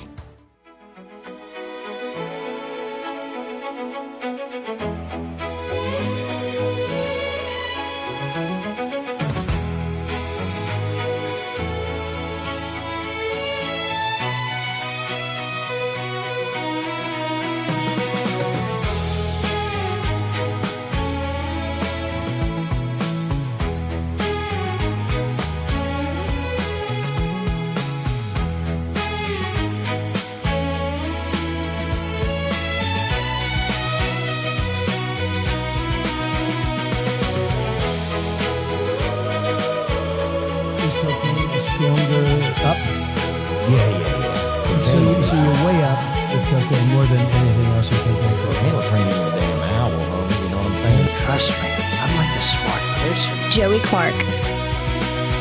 Welcome back. I'm your host, Joey Clark. 272-9228 if you want to get in on the conversation. That's 334-272-9228. And let's go right to the phones and talk to Duke. Hey, Duke, how you doing? Oh, I'm doing pretty good, Mr. Joey. It's hot. It's hot. It is. Too hot. It's hot. Actually, it's hot every summer, really, pretty much. Yeah. Sitting and listening to you, Joey, all this is done by design, Joey. You think so? You know, keep these kids dumb. Yeah, think about it now. Yeah. These tech jobs you guys have been talking about lately, they'll never see one of those jobs. It's designed for these people to get these jobs, you know, down at the chicken plant and, you know, the job where they kick the Mexicans out of the country. You know, they design these jobs for these individuals who can read and write. And plus, the biggest thing, what I see, is they want to keep the citizens dumb, too, because they don't want me and you to read a sign that say gaming center. You know, we see a gaming center sign, and they've been telling us in the state of Alabama we can't gamble and all of that.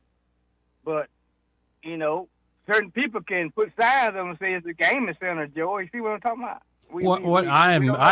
I don't go to such institutions. I know, but you see the sign. Like, you talking about like Victoryland or Wind Creek, or what are you talking about? I'm talking about Wind Creek, the only gambling spot that's legal in Alabama. Wind Creek, they call it a gaming center. Right, they don't say gambling. Like intelligent people like you and I can read and write. We can know what the hell gaming, and we know what gambling mean, right? Sure. So what are they doing in the state of Alabama? They're gaming or gambling? They're gaming. Because gambling means that you and I could go to a blackjack table and spend all night playing blackjack or poker or roulette, but gaming means you go and you push a button and watch a screen, and hopefully you get rich. But it's not gambling, though, is it? Yeah, it is. It's gaming, though. It's just gaming, right. Because it's bingo. It's games. Yeah, it's just bingo, baby. Right. Then they show up at Buckmasters. Hell, I may go down to Buckmasters weekend, right? Yeah, why not? Like, there's so many things that are wrong with this place, man. But what I'm saying, though,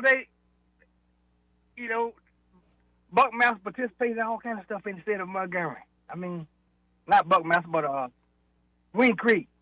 Okay. Participate in a lot of stuff in the state of Montgomery, at least. I don't know where they go outside of Montgomery, but they go to the fair. Do they go to the fair? I don't know if they go to the fair, but they go to the Buckmasters every year. Well, but you're not picking on Wind Creek. You just want actual gambling, like. No, they're the only one who allowed to gamble in the state of Alabama. They got one in Atmore, they got one in Wheaton, and they got one in the Gulf. Mm-hmm. Okay, so they call it gaming center. Mm-hmm. So these kids getting confused too when they see that damn sign say gaming. They don't know any better. They can't read, right? I don't know. I think you're being racist towards the Native Americans. Huh? Well, hell. What if somebody shoe fit? If it shoe fit, if it fit, wear it. If it don't fit, cut a hole in it and slice it up and make it work. All right, I'm gone, young man. Oh, later, dude. 272-9228. That's 334-272-9228. I got to hit another break here. But first, this entire hour brought to you by Alabama Home Mortgage. And they're at Alabama Home Mortgage. Kim Williams and Madeline Cannon are ready to help you out. Whether you're looking to buy a home, especially if you're a first-time home buyer, they can walk you through the home buying process with confidence that you know you're going to get the best possible deal, especially because it all starts with pre-approval. Don't waste your time with online mortgage calculators or all the free, resources. Instead, get a pre-approval with Alabama Home Mortgage, so it's actually worth something. So you can actually shop with that confidence, and sellers will take you seriously, but they can stick with you all the way to closing day. And, of course, maybe you're already a homeowner and you've built up a lot of equity in your home, and you need it. You need to refinance for getting debt off your back or shoring up a retirement fund. It could be you want to remodel the house in some way. Well, it's money you built up. It's your money. Why not use it in a way that makes life better? Put it to work.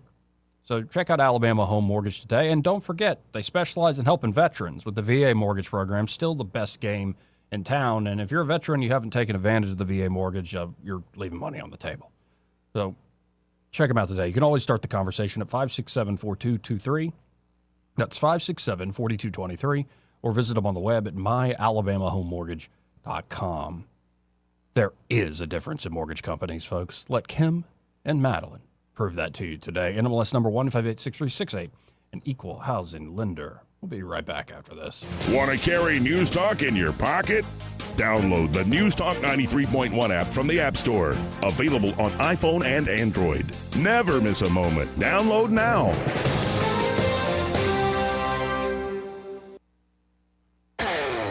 This is the story of the one who keeps multiple buildings running smoothly day after day. Plumbing that flows, HVAC that hums, cleaning supplies that keep surfaces sparkling. That's why she counts on Grainger. With easy reordering online and 24/7 support, Grainger helps her keep the products she needs on hand. So shelves stay stocked and buildings stay ready. Call 1-800-GRAINGER, click Grainger.com, or just stop by. Grainger, for the ones who get it done. Maybe you're doing well in sales, but you're ready for something bigger. At Blue Water Broadcasting, you'll help local businesses grow with customized marketing campaigns that combine the reach of 7 radio stations with powerful digital solutions. We're looking for someone who enjoys meeting people, earning their trust, and delivering results. If you're driven, professional, and ready to build a career, not just another sales job, we should talk. Visit BlueWaterBroadcasting.com and send me your resume today. Blue Water Broadcasting, local folks helping local business. Tired of spending your weekends fighting weeds, patchy grass, and a mower that never starts? Mosley Lawn Pros is the solution. They handle residential and commercial lawn maintenance, landscaping, cleanups, and property care so you don't have to. They show up on time, do the job right, and leave your lawn looking sharp every time. Stop stressing over your yard and start loving it. When it comes to your lawn, call the crew your neighbors and local businesses trust. One call, one crew, problem solved. Mosley Lawn Pros, built on hard work, driven by quality. Find them today on Facebook or Google. This hour of news and views is brought to you by our good friends at Alabama Home Mortgage. Alabama Home Mortgage, 567-4223. Visit them on the web at myalabamahomemortgage.com. NMLS number 1586368, an equal housing lender. When news happens, you'll hear about it first. The River Region's most trusted voice. News Talk 93.1 FM WACV.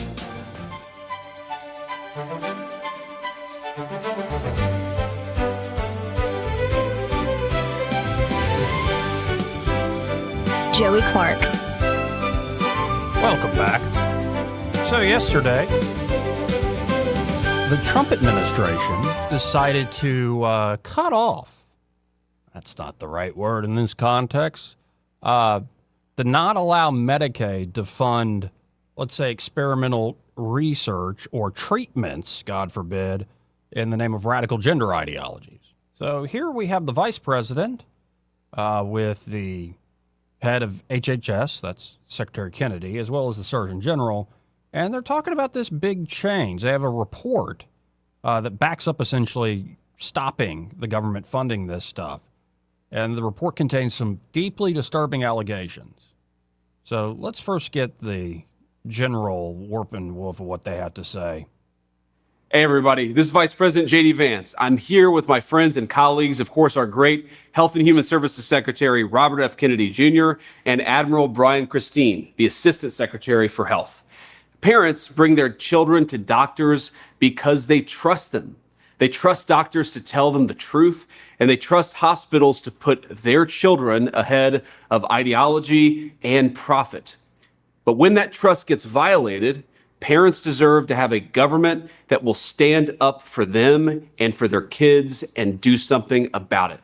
Today, the Trump administration is proud to announce we're doing exactly that. Today, HHS released Wolves in White Coats, a report examining pediatric gender medicine and insurance building across America. The findings raise serious questions about what families were told, what insurers were told, and how these procedures were built. Today, Secretary Kennedy and I referred hospitals and clinics identified by this review to the Department of Justice and the HHS Inspector General for possible violations of federal law. These allegations are crazy and they demand investigation. When children may have been harmed and families misled, it's on those of us in power to find the truth and to seek justice for kids who are harmed by these doctors. Under the previous administration, my predecessor, Richard Levine, promoted what he called gender-affirming care for minors, and there's nothing caring about that. These are sex-rejecting, mutilating, transgender procedures promoted by the Biden administration, and thanks to President Trump's leadership, we're changing course. The Wolves in White Coats report issued by my office at HHS examines a medical system that subjected children to profound interventions while serious questions remained about evidence, about informed consent, and about financial incentives. The report found more than 225 hospitals and health systems established pediatric gender programs nationwide where they preyed on vulnerable children and told families that their kids needed life-altering medical treatments, when what they really needed was compassion and counseling. So many of these people got rich, not by doing what was good for the patient, but by actually mutilating these kids. It was disgraceful. And if someone broke the law, we are going to hold them accountable. If the medical establishment failed children, we will confront that failure and restore the sacred duty to do no harm. And if our public health institutions lost the trust of American families, we're going to earn it back. With truth, with transparency, and with gold standard science. Together, we're going to protect our children, and importantly, we're going to restore trust in public health. When you walk into the doctor's office, you have to know that they're going to do the best by yourselves, by your children, by your family. And we will hold accountable anyone who would betray that trust. We've got so many great doctors. We can't have a few bad doctors tarnish the whole lot. Thank you, everybody. Well, there you go. Good on the vice president and the whole team finally putting that out there. And I think Chloe Cole, who's a detransitioner, so-called, the fact that that word even exists is a sad, sad thing. But Chloe Cole was a detransitioner, given a lot of these, especially hormone therapies, I believe. And she's been a very public voice, was testifying in front of Congress recently. And it is horrific. We've covered it a lot. On these airwaves, and the right has, I think, rightfully woken up a lot of people to the absurd excesses of this. Here's a little bit of Chloe Cole yesterday talking about it. Children have the developmental capacity or worldly experience to make decisions like this that are very adult in nature. Because this is not just a cosmetic change that these interventions cause to the body. I didn't know how much it would mean for me to lose my ability to breastfeed and potentially my ability to have children at the time that I was allowed to go through this. Because I still very much was a child myself. I was still growing up. No child can consent to being sterilized. Indeed. 272-9228 if you want to get in. But we're going to be shifting gears as we hit the final hour because Troy Carrico's back, baby. So we'll definitely do some Iran stuff and an update on these wars that just keep on keeping on. Daggum. But we've got some other stories that we might have to kick around. In particular, that one university, I believe Cornell, bans processing wild game on campus after a bear butchering incident. What was the incident? It was an incident of bear butchering. So we'll have to definitely check that out. Oh, by the way, you know the former Miss South Carolina, Miss North Carolina, who was stripped of her title because she used the N-word with the A, not with the hard ER. But she used it a lot online. I believe she's Honduran. She refuses to apologize for using that word. She refuses to apologize. And I'm like, let's go look her up. I don't know how offended a lot of, in particular, black men would be, and a lot of black women, too. Like, you can say what you want. Now, that's just crass, Joey. You saying because she's an attractive woman, she can get away with saying things? Yes, I am saying that. The world is not fair, and it's not right. Maybe she should be more loving and considerate of her fellow human beings, but I'm just saying, She's free to do it. And she's free to be unapologetic about it. And it just shows you who's running pageants these days. As though y'all really cared.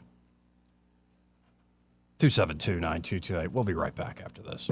Broadcasting from the Riverside Chevrolet Master Control Center, this is WACV Cusana, News Talk 93.1 FM. When it's Chevy, it's Riverside. With SRN News, I'm Bob Agnew in Washington. Help is arriving in Colombia after that deadly and destructive earthquake on Monday. 8 shipments from across the region and some from the United States reaching hard-hit communities while rescue crews continue searching, hoping desperately to find survivors. Many of the worst affected areas are difficult to reach because of extensive damage in remote locations. Some Americans are finally getting some of their tariff money back. FedEx and UPS say they're passing along the refunds they got after a Supreme Court ruling struck down the tariffs imposed by President Trump in 2025. The court also ordered the government to return money that had already been collected. A familiar face of the White House moving on. Press Secretary Caroline Leavitt says she's leaving the job to spend more time with her 2 young children. She is expected to continue advising President Trump behind the scenes. On Wall Street, the Dow right now off by about 6 points. This is SRN News. Just hearing the word IRS can make people break out in a cold sweat. No one wants to deal with the IRS, and now you don't have to. The good news is Legal Tax Defense has been successfully negotiating with the IRS for more than 15 years. It doesn't matter how much you owe, whether it's $5,000 or $5 million. You deserve the best in the business on your side, and that is Legal Tax Defense. Even if you're working with someone else and just want a second opinion, there is no cost or obligation to call. They can prevent levies, liens, wage garnishments, even file back tax returns. And the best news about Legal Tax Defense is they won't take your case unless they know they will reduce or eliminate your tax debt. Call Legal Tax Defense right now for a free, no-risk consultation. 800-292-7875. 800-292-7875. You have nothing to lose, but everything to gain. 800-292-7875. Rich Thomas Weather is brought to you by Victoryland. Giveaways galore all summer long. Diamond Days Diamond Jewelry Giveaway and TV Tuesdays TV Giveaway with $185,000 in free play at Victoryland Casino, where you can be a winner too. Victoryland Casino off I-85 exit 22 Shorter, Alabama. Rich Thomas weather. Well, hi, everybody. The intense, dangerous heat continues for the next few days. Heat advisory in effect. Mostly sunny today and for the next few days with a high temperature up to about 97 today, 99 Friday, Saturday, Sunday. Heat index each day in the 105 to 110 danger range, and the lows at night in the upper 70s. Now, the daily rain chances are not zero, but very small in any given town. Most days 20% or less right on through the upcoming weekend and beyond. From the Blue Water Weather Center, this is Rich Thomas. 1819 News. State Auditor Andrew Sorrell is confident that state lawmakers are going to take real action in the future to close primary elections here in the state. Sorrell is on the Bylaws Committee for the Alabama Republican Party and in the past has offered resolutions that proposed the closed primaries. The most recent move by Sorrell brought the resolution before the entire ALGOP. He talks about it on FM Talk 106.5 out of Mobile. So this time, my goal was to pass the first ever amendment to the Alabama Republican Party platform. So I authored it. And it said, we believe, we support legislation that would prohibit members of other political parties from voting in our primaries. I brought that to the floor it's been about 10 days ago now. It was the August 1st meeting, and it passed unanimously by voice vote. There was not a single person in there that said no. So now what we've done is we've given the chairman of the Republican Party the ability to go to the legislature and say the party now demands this. We literally put it in our platform. So if a legislator, a senator, a House member is going to vote against party registration, they're not just voting against party registration. They're not just voting against a resolution of the party. They're now voting against the Alabama Republican Party platform. I'll be back with more Alabama stories after this. Mark your calendar for November 6th. The Albert Patterson Gala returns to the Barber Motorsports Museum featuring United States Senator Tommy Tuberville. We've sold out 2 years running and tables are already filling for 2026. If you believe in a thriving Alabama built on truth, courage, and accountability, this is your night. Don't miss your chance. Visit 1819news.com/gala. That's 1819news.com/gala to get your table today. A brand new high school in Gulf Shores has opened its doors this week for students. There are now 900 students enrolled. The city invested $175 million for this new school to be built. I'm Andrea Tyson. For more news affecting Alabamians, go to 1819news.com. And while you're there, subscribe to the daily newsletter. This hour of News and Views is brought to you by our good friends at Cole Plumbing, 279-8919. Cole Plumbing is number one in the number two business. You don't have to dig a hole. They have proprietary pipelining technology. Ask them about their tankless water heaters. Remember, when you have trouble with your bowl, call on Cole. Hi, this is Bo Goodson from the Goodson Group with your Real Estate Minute. How to find the right mortgage lender. Most of all single-family sales involve obtaining a mortgage loan to finance the sale. How do you know you have the right lender? First, always use a local lender. There is no out-of-state lender that can match the services and the interest prices your local lender can provide to you here. We have many good quality lenders to choose from here in the River Region. Some guidelines for a buyer would be, 1, can I meet face-to-face with the lender, get to know that person before I turn over all my personal information to a complete stranger? Next, depending on your needs and price range, try to get more than one option with financing to choose from. Very important to know what are all the closing costs and prepaid costs up front so I can make an informed decision on which program to use. For help with a list of top lenders, call Bo Goodson for help. Bo Goodson, 221-2883 at the Goodson Group. The views and opinions of the following program are solely those of the host and other contributors. These do not necessarily represent those of Liberty Acquisitions 825, Blue Water Broadcasting, its management, staff, or any advertisers.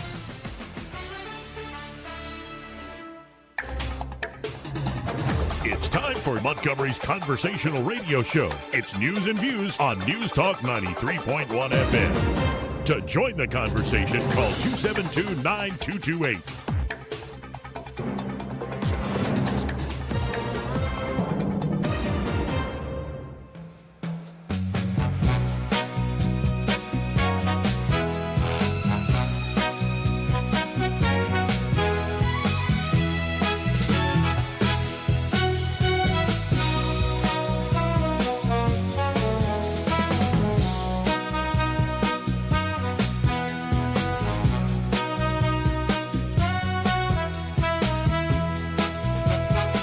Joey Clark. Welcome back. I'm your host, Joey Clark. Final hour of the program here on a Thursday, and joining us, returning back to the show, we have right across the desk from me, Troy Carrico. How you doing today?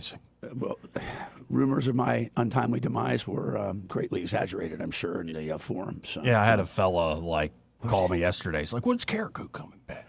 He'll be back. He'll be back. I was on sabbatical. So yeah. Yeah. So did you do a lot of bush hogging? I did a lot of bush hogging, and I still have a leaking seal, which means I got to break that thing again and get a new seal put on. So, It's you would. Well, I would likes love for a you to leaking join me seal. for 3.5 hours and help me do that sometime. Yeah, sure. I'll get right on it.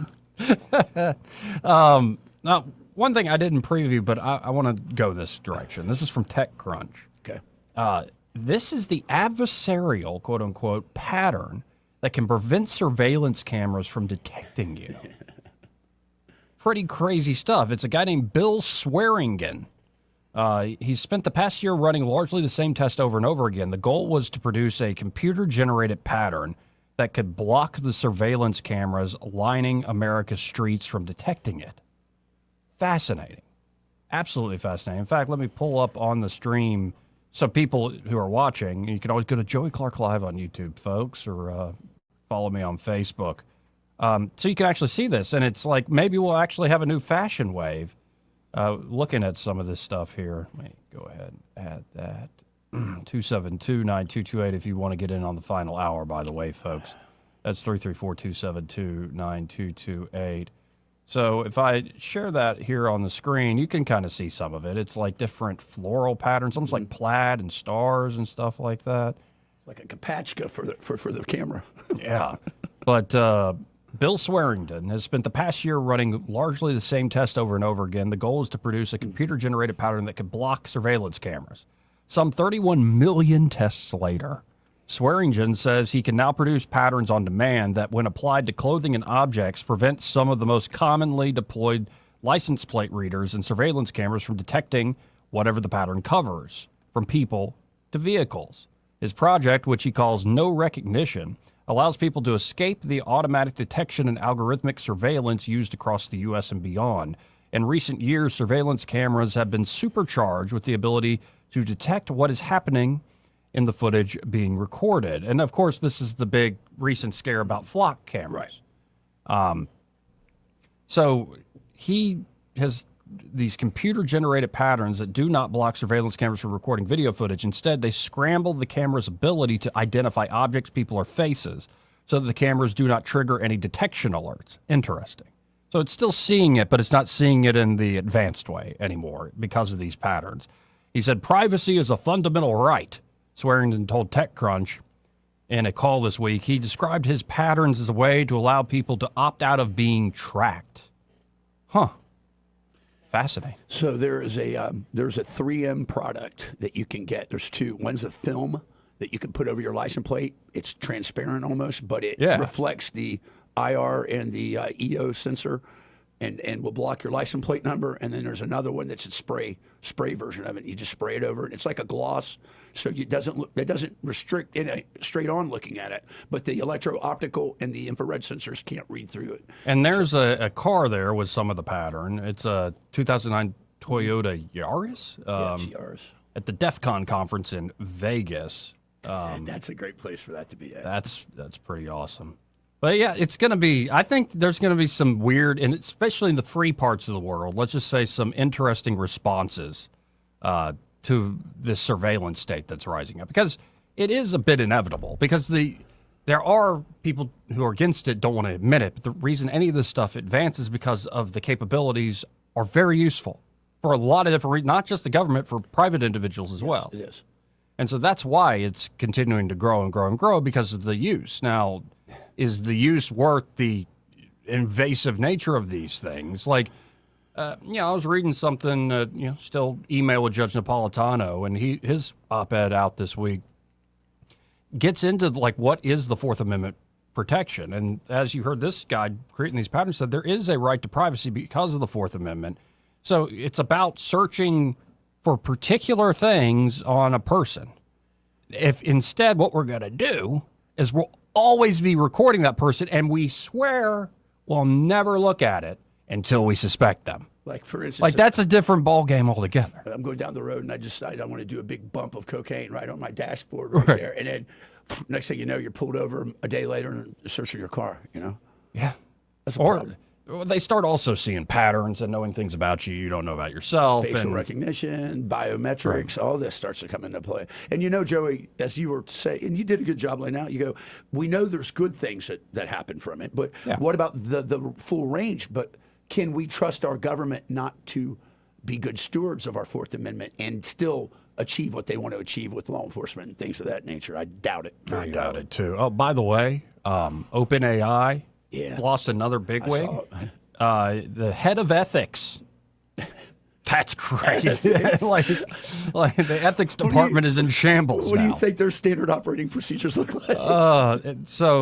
Apparently the leaving was under mysterious circumstances. Oh, she's got crazy eyes. Who does she? Yeah, just a little bit of crazy eyes right there. Let's pull that up for you here. So is she? My question's going to be this before we see her: is she Indian spitting cobra crazy or bat poo poo crazy, guana crazy?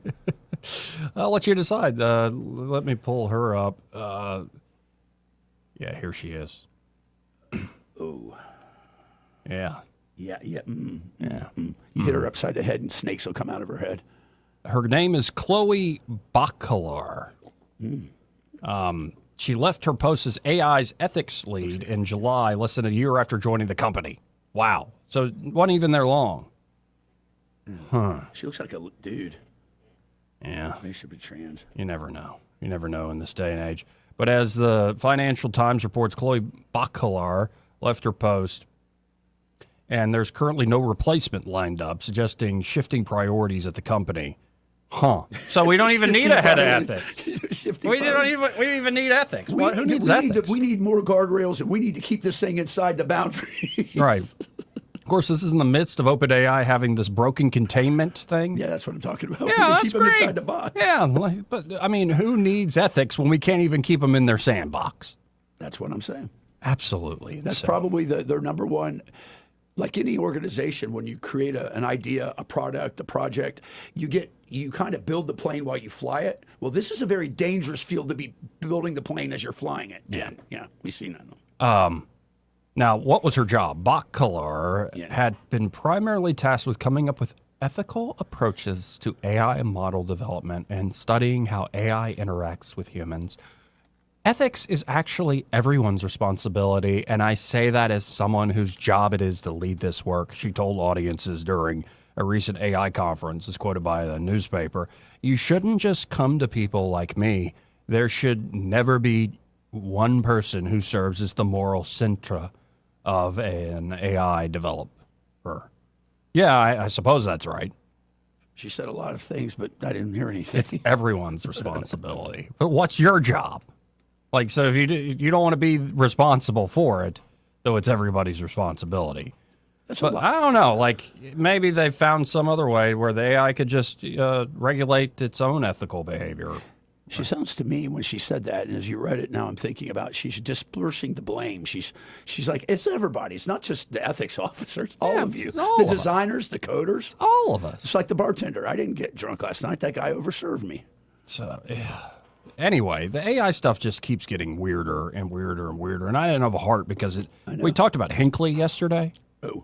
I saw him contacting Jay. I've just reminded myself in the audience of like, why did he shoot Reagan? And it was. He got this fixation on the movie Taxi Driver, which led to the fixation on Jodie Foster. That's right. And he thought by shooting Reagan, Jodie Foster would like fall in love with him or something. And yesterday in the news, he came out and said, well, I wish her well. And it's like, keep her name out of your mouth, you weirdo. Because he's out. He's been free for years. He's in Minnesota, I think. So I was thinking, that's just Taxi Driver, like the 70s and early 80s. Somebody fixate. Can you imagine now that we have things people fixate on that encourage you back?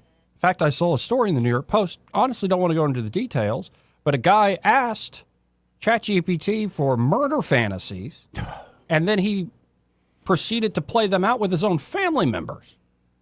This was exactly what I was talking about yesterday. Like, this is crazy stuff. We're going into crazy. Listen, speaking. It makes Hinckley look like a kind of a nice guy. Well, yeah, he's just a minor freak. But here's the thing. Have you listened to Rex's new voice, at least on Unhinged Guy? No, I haven't listened. I don't mess with that. He talks, listen, he used to be his enunciation was clear. It was very pointed like that. And he goes, now he kind of talks like I do some. And I said, what's up with the voice change? I said, I noticed did they drop? Are you mimicking? I said, did they drop? He goes, they gave me a testosterone. That's what he said. Oh, my goodness. Like some of the modeling I'll let stuff. you, he's got a raspiness to him now. Some of the modeling stuff, I don't know about that. Kind of weird, isn't it? But we're just running through a few different stories here. Now, this next one that really caught my eye, this is the University of Cornell. Oh, yeah. The headline reads, Cornell bans processing wild game on campus after bear butchering incident. Policy change prompted by 2 students who legally hunted bear. So they had a tag. Took carcass to dorm to butcher. Yeah, they've banned not just bears, the butchering of all wild animals on its campus, in its campus community living spaces after 2 students stirred up controversy last fall when they hunted a black bear and brought the carcass back to their dorm kitchen for processing. The dorm kitchen. The New York University, based in a rural south central region of the state, changed its policy this summer as a direct result of the incident. Yada, yada, yada. But processing wild game animals in community kitchens is strictly prohibited, the new addition to the policy states. An investigation found that the students hunted the bear legally and the university did not discipline them. The incident took place last September and quickly drew backlash on campus and later online. Aaron Chin, a junior at the time, and another unnamed student hunted the bear and then brought the carcass back to campus where they skinned and then processed the meat in a dormitory kitchen. Later, on the Meat Eater podcast, Chin explained that they initially had planned to take the bear to a friend's house to butcher it, but an emergency situation came up and that prevented them from using the home. Chin said he and his friend checked on campus rules before they brought the bear to their dorm kitchen and found that they would not be breaking any. He also said they needed to find a place quickly because they didn't want the meat to spoil. We were really diligent in reading all the rules and regulations. We made sure we did everything by the book because we knew we were going to be under scrutiny, including the sanitizing the area with bleach afterwards. Good. After their actions became known, however, it resulted in a huge uproar, first on campus and then in the news media. Cornell shut down the kitchen for 2 days. Biohazard suits. 2 days, and had it fully sanitized. Chen said that because Cornell is located in a rural area with lots of forests, the campus has a hunter's community. He said he and his friends did find support from some local officials and people on campus. I got to wonder, when you think skinning and processing a whole black bear smells? No, let me tell you what. Have you ever seen it done? No. So, like I've seen deer. I have, and I can tell you something. When you see a bear after the skin is pulled off, after you slit and you tear and pull it off, it looks like a person, like a long leg. It looks like a human. It's very humanoidish when it's the body stretched out, thicker, obviously, but it's kind of strange to see that the muscle and tendon. It looks like if you stood him up, it's a person, man. It's weird. So that's going to freak people out. Oh, that freaked me out. I'm sure a girl goes, ah! And the thing is, it doesn't stink per se, but the entrails. Well, as long as you don't puncture in the entrails and just get the skin off. But I'm surprised they were able to do that. They must have had a bevy of filleting tools and all that. So yeah, it looks like they knew what they were doing, and it's just some everyday college folks there at Cornell couldn't handle it. So was it last name Chen? Did you say Chen? Yeah, he must be an Asian American. He's like a hero in the hunting community there. Anyway. Smartest guy there. We go from hunting bear to hunting human beings. How long is the Iran war going to be going? Yeah. Man, I don't know. Because I saw a lot of stuff in the news today. Iran threatening, we'll drag it out to the midterms, and we're producing more missiles and you're destroying. And part of me's like, that's just BS. It's just BS. But before I get into the great write-up here by Victor Davis Hanson, I hadn't talked to you in a second about this. Like, where are we at with the whole Iran? So Sean Sullivan and I were talking about this the other day, and I think that where I'm at right now is, unfortunately, we see the limitations of Trump and his abilities in certain fields of practice. National security is questionable, not so much as foreign policy is. Foreign policy right now is he's used to getting his way by tariff this, I threaten you that. You can't threaten these people. You can't intimidate these people. I've spoken to everybody about this at length. They understand but one dialect. It is the sword. And if you don't wield it, they're going to be more defiant and they're going to claim victory. And they should claim victory. In my opinion, Iran has been decimated to a degree, but it can rebuild itself once we take our eye off the oil situation. And that will happen. The sustainment of the Navy over there got people really 278 days out, which I laugh at that when I think 278 days. How about 6 years? How about 5 years? Come home at Victor or come home on your shield. Yeah. But that's the new mentality because... was that review. What, people are jumping off the ship? Yeah, they were trying to, they said. But, I mean, you always have a few. And the media may blow that out. 2 people decided they wanted out, whatever. That happens. I mean, combat is rough. It's rough. And the thing is, my thoughts are this, Joey. They say there's a munition shortage. Let me explain something to you. There's only one munition shortage, and that's in mid-level and high-level interceptors, SAMs, and anti-ballistic missile and anti-drone technology stuff.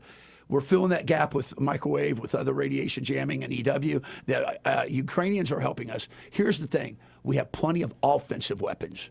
And what the plan was from the Joint Chief of Staff, as I understand it directly from Bull Gerfen, who works there in the Pentagon, and he shared a few details with me, not classified, but he said, here was the plan.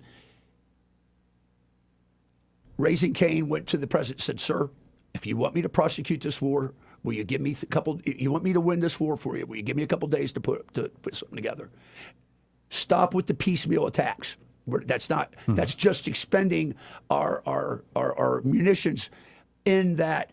If we tit for tat with them, they send more drones and missiles into our Gulf Arab partners. We're having to burn our interceptors on it. Stop doing that.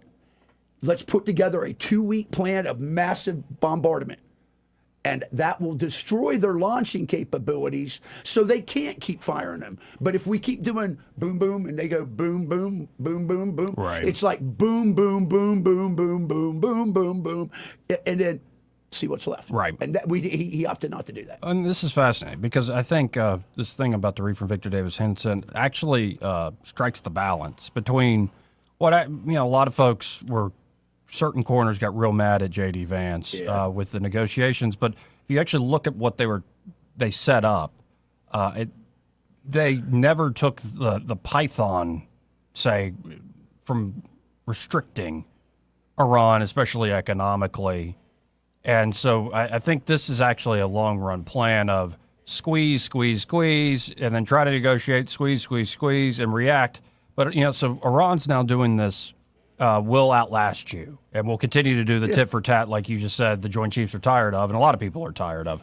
Well, listen to this from Victor Davis Hanson because it's a bit of the best of both worlds. I think I've heard this, but go ahead. Yeah. So we're about 160 days now into the so-called Iran war, and we're 84 days from the midterm elections, give or take. The administration has given some indication all week that they're close to yet another deal. This is the 7th or 8th time they said a deal was at hand. But this time, people like Scott Bessent and Marco Rubio confirmed Donald Trump's optimism. And the deal would be that there would be a cooling off period of no kinetic activity, and they would open the straits, and then they would pledge to make a good faith effort about the nuclear enrichment problem, et cetera.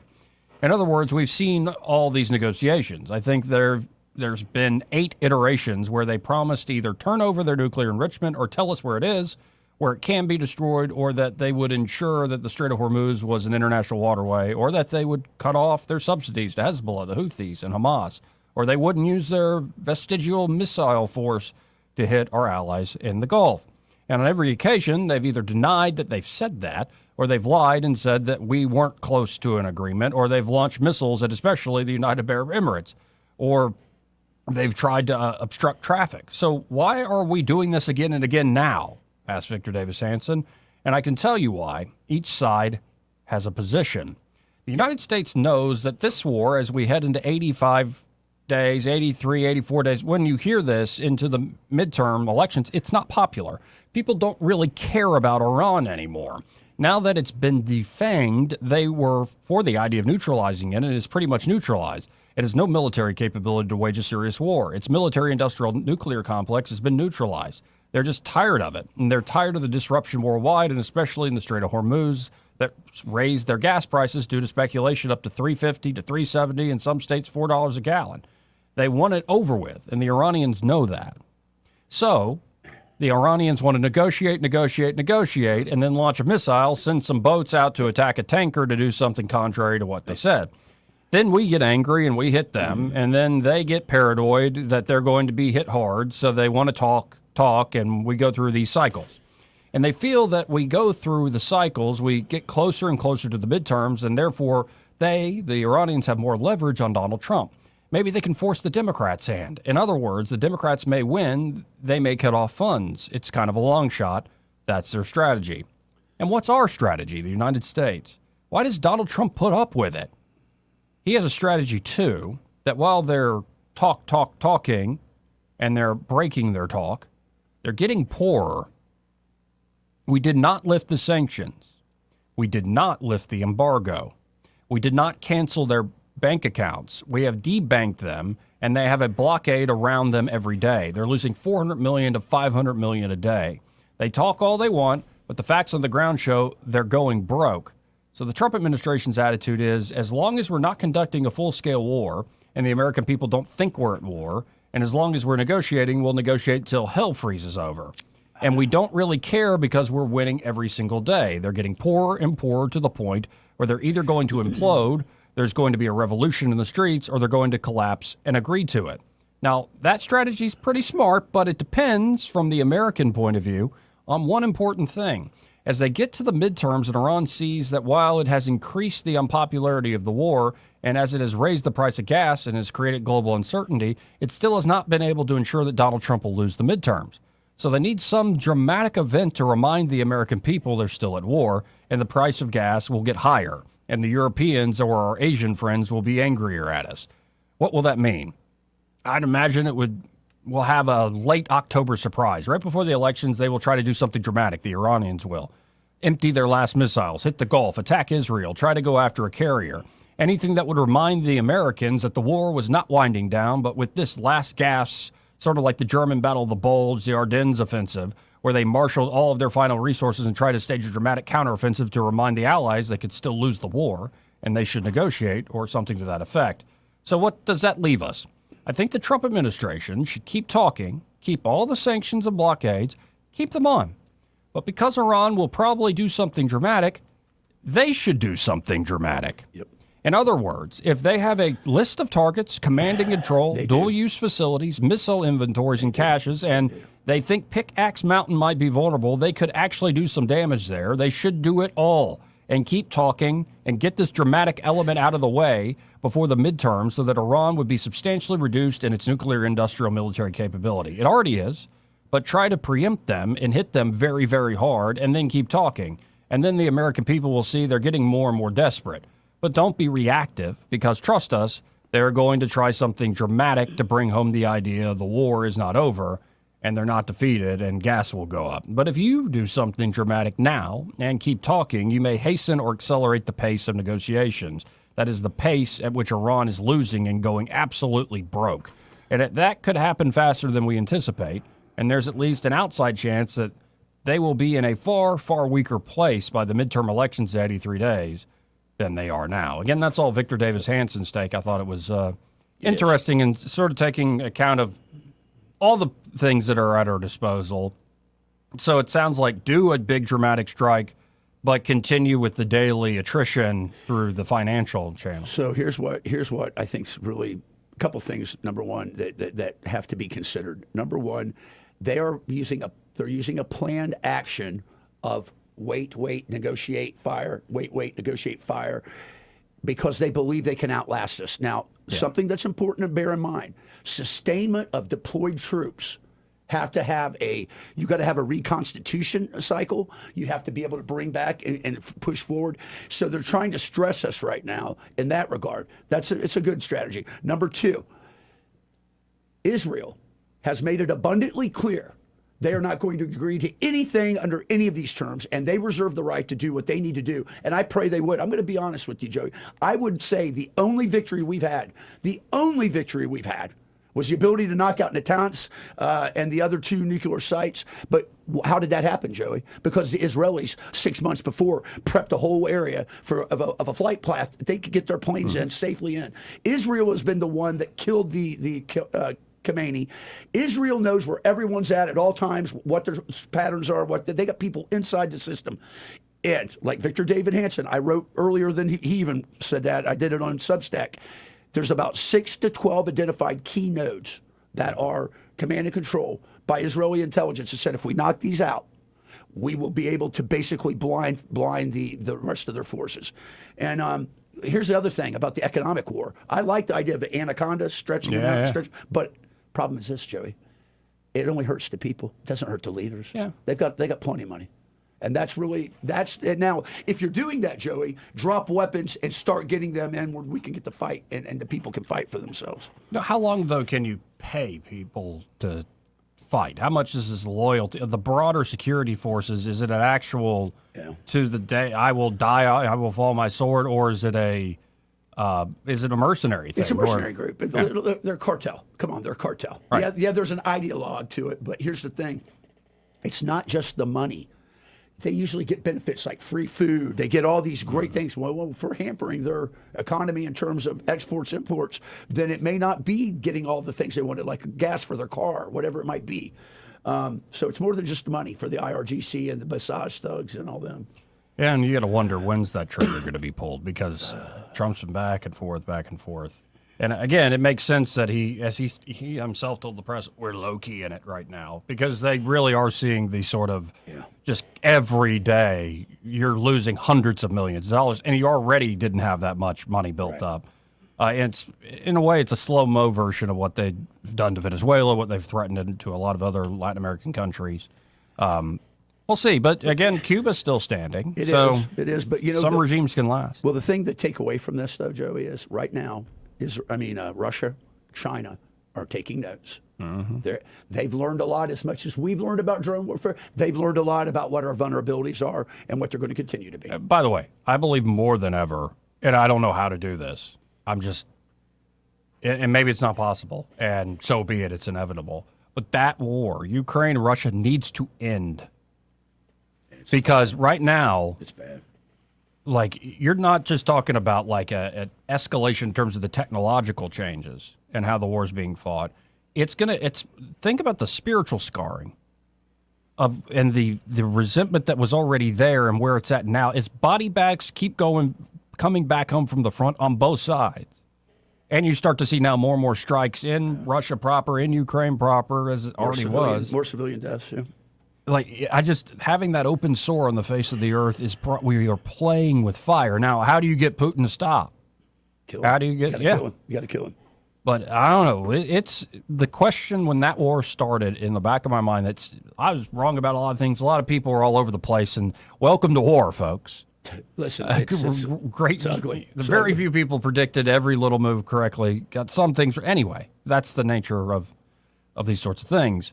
But one question from the beginning has not gone away. No. If you fully back Russia into a corner, what do they do? They won't go nuclear. I'm not even thinking nukes, though. I'll put it this way. I think, in a way, we were very blessed. I use that word on purpose. Blessed that the fall of the Soviet Union went as smoothly as it did. We missed, though, I would argue, yes, but we missed a golden opportunity to bring them into the fold. We let them languish, and that's what caused problems. Yeah. So. But I'm saying, you want to run that experiment again? Yeah. With the Russians? It might not go so well the next time. Right. And again, it's hard to, I don't think it'd be full nukes, but I at least don't want to think that. But it's hard, again, with the new technology, it's hard to predict where all this is going. The longer it just grinds and grinds. People talk about the damage that's been done to their critical infrastructure in terms of oil and gas and all that. It's the wild berries. That's going to make the people feel it.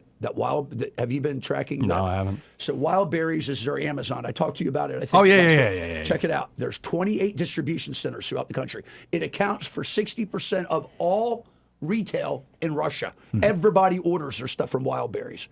They've destroyed 17 of the 28 and 4 of the biggest, and the people are losing all their money. These businesses that do online retailers and stuff, it's causing a lot of pain for the Russians because it's bringing the war to Moscow, to Leningrad, to Stalingrad, to St. Petersburg, to Irkutsk. All these remote places are now feeling the burn from the war. And it is a heck of a thing if you zoom out of the map and you don't look at the particulars of the Iran war, you don't look at the particulars of Russia and Ukraine. You go, it's almost like it's a clash between East and West on more of the, say, poorer fronts of that long-term clash between the United States and China.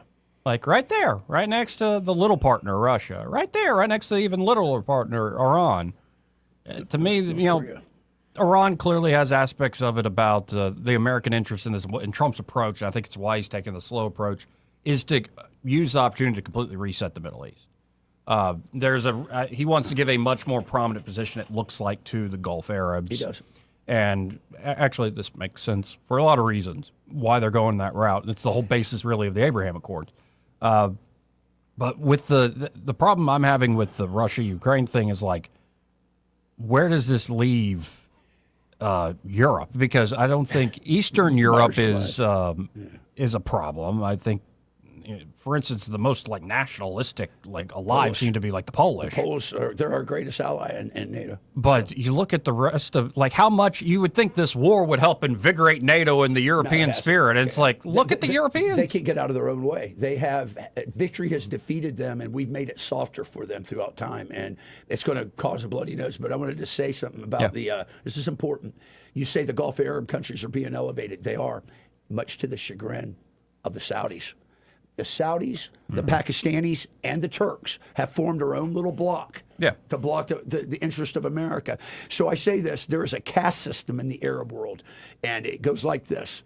The Saudis hold themselves at the very highest, and the Yemenis, and then it goes down to basically Egypt's at the bottom, Gulf Arabs are in the middle somewhere, and you've got Turkey claims the Syrians to be are kind of up there. Yeah. It's a weird Turks. Turks are kind of adjunct on the line block chart because they're kind of Europe, they're Asia Minor. But the thing about it is that you're right. He is trying to make the Gulf Arabs more involved because they're more rational, they're more logical, they got more at stake. The Saudis don't like that, and it's going to continue to cause problems. It's going to be interesting because Saudis, they would love to hear this, but they are the crown jewel of any sort of Abraham Accords idea. It is like they are the final. They're the center of Islam. Yeah. So there you go. We'll see. We'll see. It's just what a mess. And, you know, we just talked about it for 30 minutes there? We did. What a mess. And for all the confident things you'll see in the news and all the confidence you or I might have, it's like, pray to God, folks. Pray to God on this one. Especially, I don't know, I just have a feeling about Ukraine that that needs to end. And I don't know how to do it, but it needs to end. Fast. Yep. Before it gets really out of hand. Anyway, we got to hit this break. This part of the program is brought to you by Pest Pro Services. And they're at Pest Pro Ashley, and that great team are ready to help you with, termites, mosquitoes. Maybe you have too many fire ants. Maybe you're just looking for a great local pest control company that's going to do it for a great reasonable cost and be able to service your property on a regular basis, and you have no problems. That's Pest Pro Services. Or it could be you got like a squirrel in your attic. That's no fun. Even a cute little chipmunk. That thing's destroying your home. They look like biting little beavers. Or it could be something even worse in terms of wildlife. They have the Wildlife Control Service there at Pest Pro Services. Point is, you want to get in touch with these folks because not only are they good at what they do, they give back to the community. And it's a great success story we've seen out of the pandemic. And their success is really a sign of how good they are. A lot of folks trust them here in the River region now, and why don't you be the next person? Trust Pest Pro Services with your pest control needs. Check them out today. You can always go to ppsriverregion.com to learn more, or search Pest Pro Services on the Book of Faces, or just call them direct at 265-9990. That's 265-9990. And be sure to tell Ashley and that great team that Joey and Troy, those fellas on the radio, sent you. He may not know whether he's coming or going, but whether you're going to work or coming home, Greg Budell is there. Mornings, 6 till 9, and afternoons, 3 till 6. Only on News Talk 93.1 FM, WACV. Trust is the number one reason why a patient chooses a healthcare provider. Adams Drugs has been your trusted healthcare provider since 1962 and has been voted the number one pharmacy in the River region for many years. We strive each and every day to provide you the level of health care you have come to expect from Adams Drugs. The employees at Adams Drugs take pride in developing relationships with their patients, from making sure your prescriptions are filled correctly to getting to know you and your family's needs and following up on any questions you may have. Adams Drugs employees deliver top-notch service.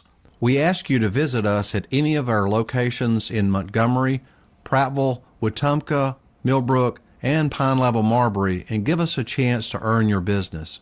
You can find us at adamsdrugs.net for the location that is nearest to you. Adams Drugs is your local, independently owned Health Mart pharmacy. Health Mart, taking the time to listen and care.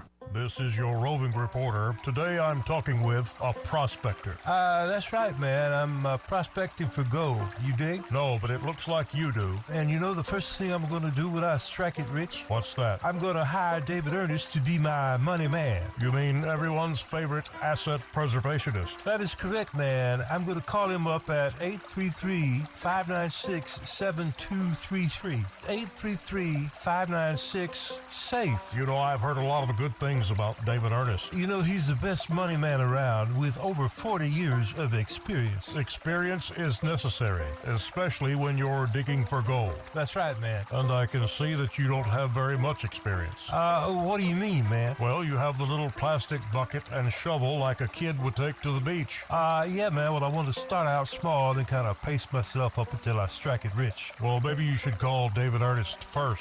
You think he's got a shovel? Never know till you ask. I dig, man.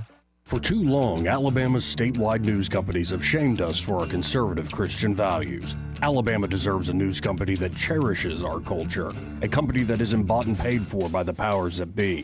1819 News is that company. Run by Alabamians for Alabamians, 1819 News celebrates what is good and beautiful about our state, while exposing those who work against our values in secret. Just go to 1819news.com to learn more. Subscribe to our newsletter. That's 1819news.com. WAKA, Blue Water Broadcasting, Ty and Doll Incorporated, and Piggly Wiggly Food for Less invite you to help us stuff the truck on Saturday, August 22nd from 10 a.m. to 2 p.m. at the Sturbridge Piggly Wiggly Food for Less. Donate non-perishable food, classroom supplies, or cash to help local students facing food insecurity and support our teachers. Visit WAKA.com for a shopping list and stop by our community resource fair for valuable services and information for River Region families. Together, we can stuff the truck and strengthen our community. This hour of News and Views is brought to you by our good friends at Cole Plumbing, 279-8919. Cole Plumbing is number one in the number two business. You don't have to dig a hole. They have proprietary pipelining technology. Ask them about their tankless water heaters. Remember, when you have trouble with your bowl, call on Cole.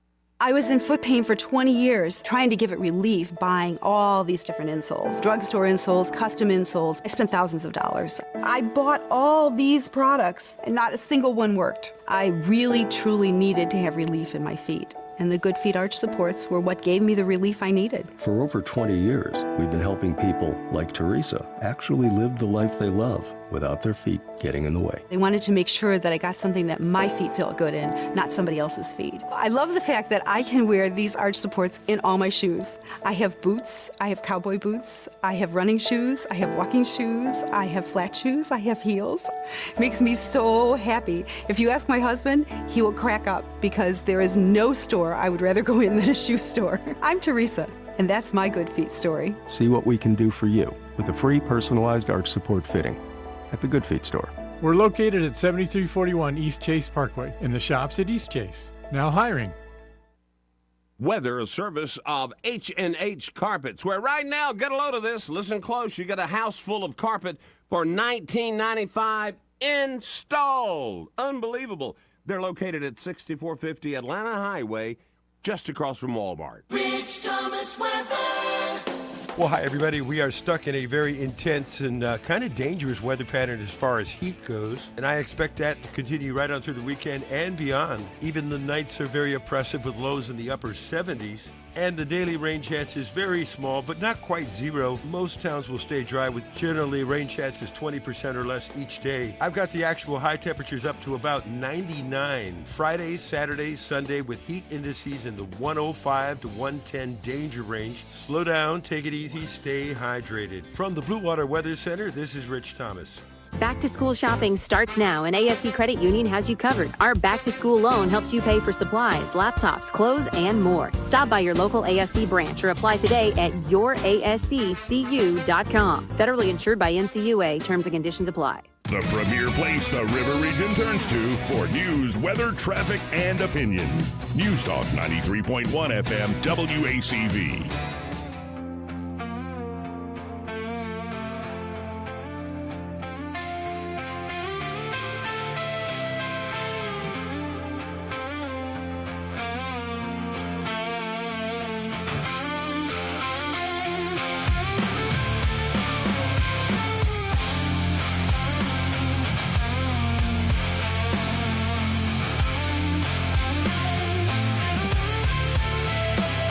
Joey Clark. Welcome back. I'm your host, Joey Clark. Troy Carrica joined us for the last hour. We'll get the whole gang back together tomorrow. All right. And let's go to East of the Rockies. He's been patient. Hey, East, how you doing? Hey, good afternoon. Listen, I've got a question for Troy. It has to do with the strategic resource. Word has come to me that we may be running short of computer chips again, and that will hinder the production of cars here locally in Alabama. In your circles, do you guys ever discuss why we don't produce computer chips here in the United States? Yep.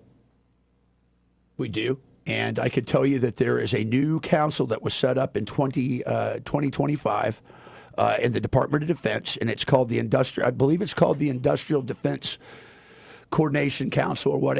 I'll give Joey the name of it, but there is a council that's set up, and each branch of the military was able to direct commission 10 to 12 industry execs into the reserves so they could serve in a lieutenant colonel capacity as a director of these kind of strategic technological components. Now, the chips are being addressed because right now, I believe in the next 6 to 9 months, the largest chip manufacturing facility in the world is being built right now with the help of Taiwan processors in Columbus, Ohio, right outside of Columbus, Ohio, and more to follow. But yes, that is always a problem. And you know what they say, East and Joey? They say that experts talk about, amateurs talk about strategy, they talk about tactics, they talk about weapons. Experts talk about logistics.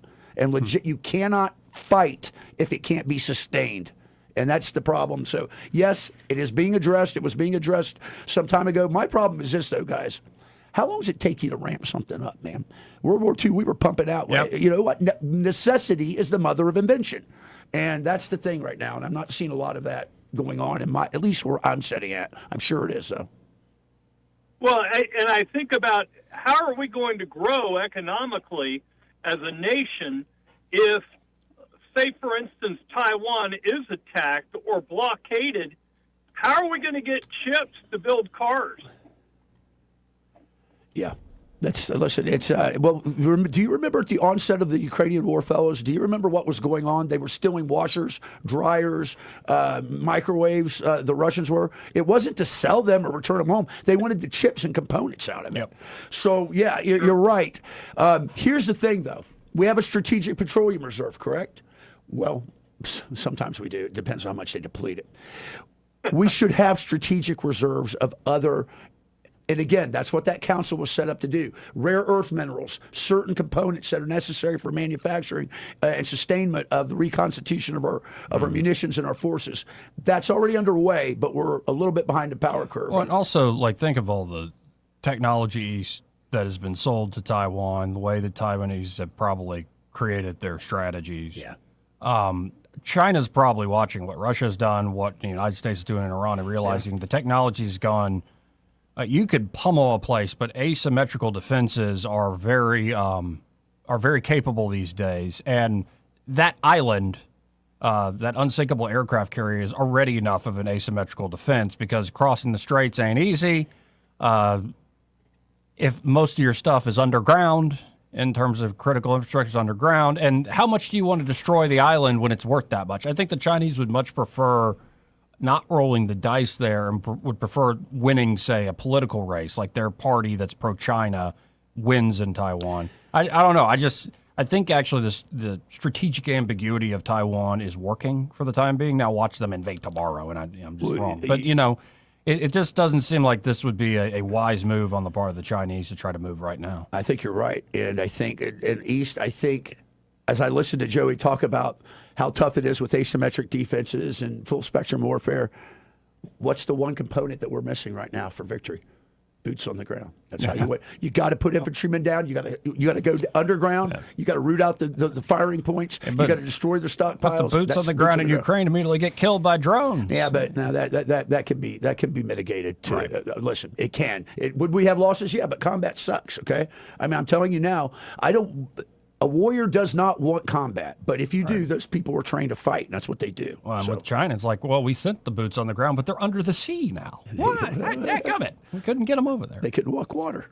Anyway, I appreciate the call. Troy, I appreciate your time. Hey, brother, you're not wrong, though. Yeah. Just keep tuned. We'll see what happens, yeah.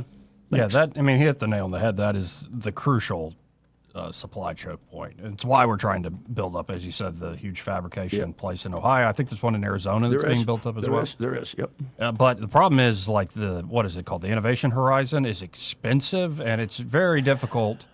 Like the Taiwanese, to their credit, the expertise they came up with in that industry is remarkable.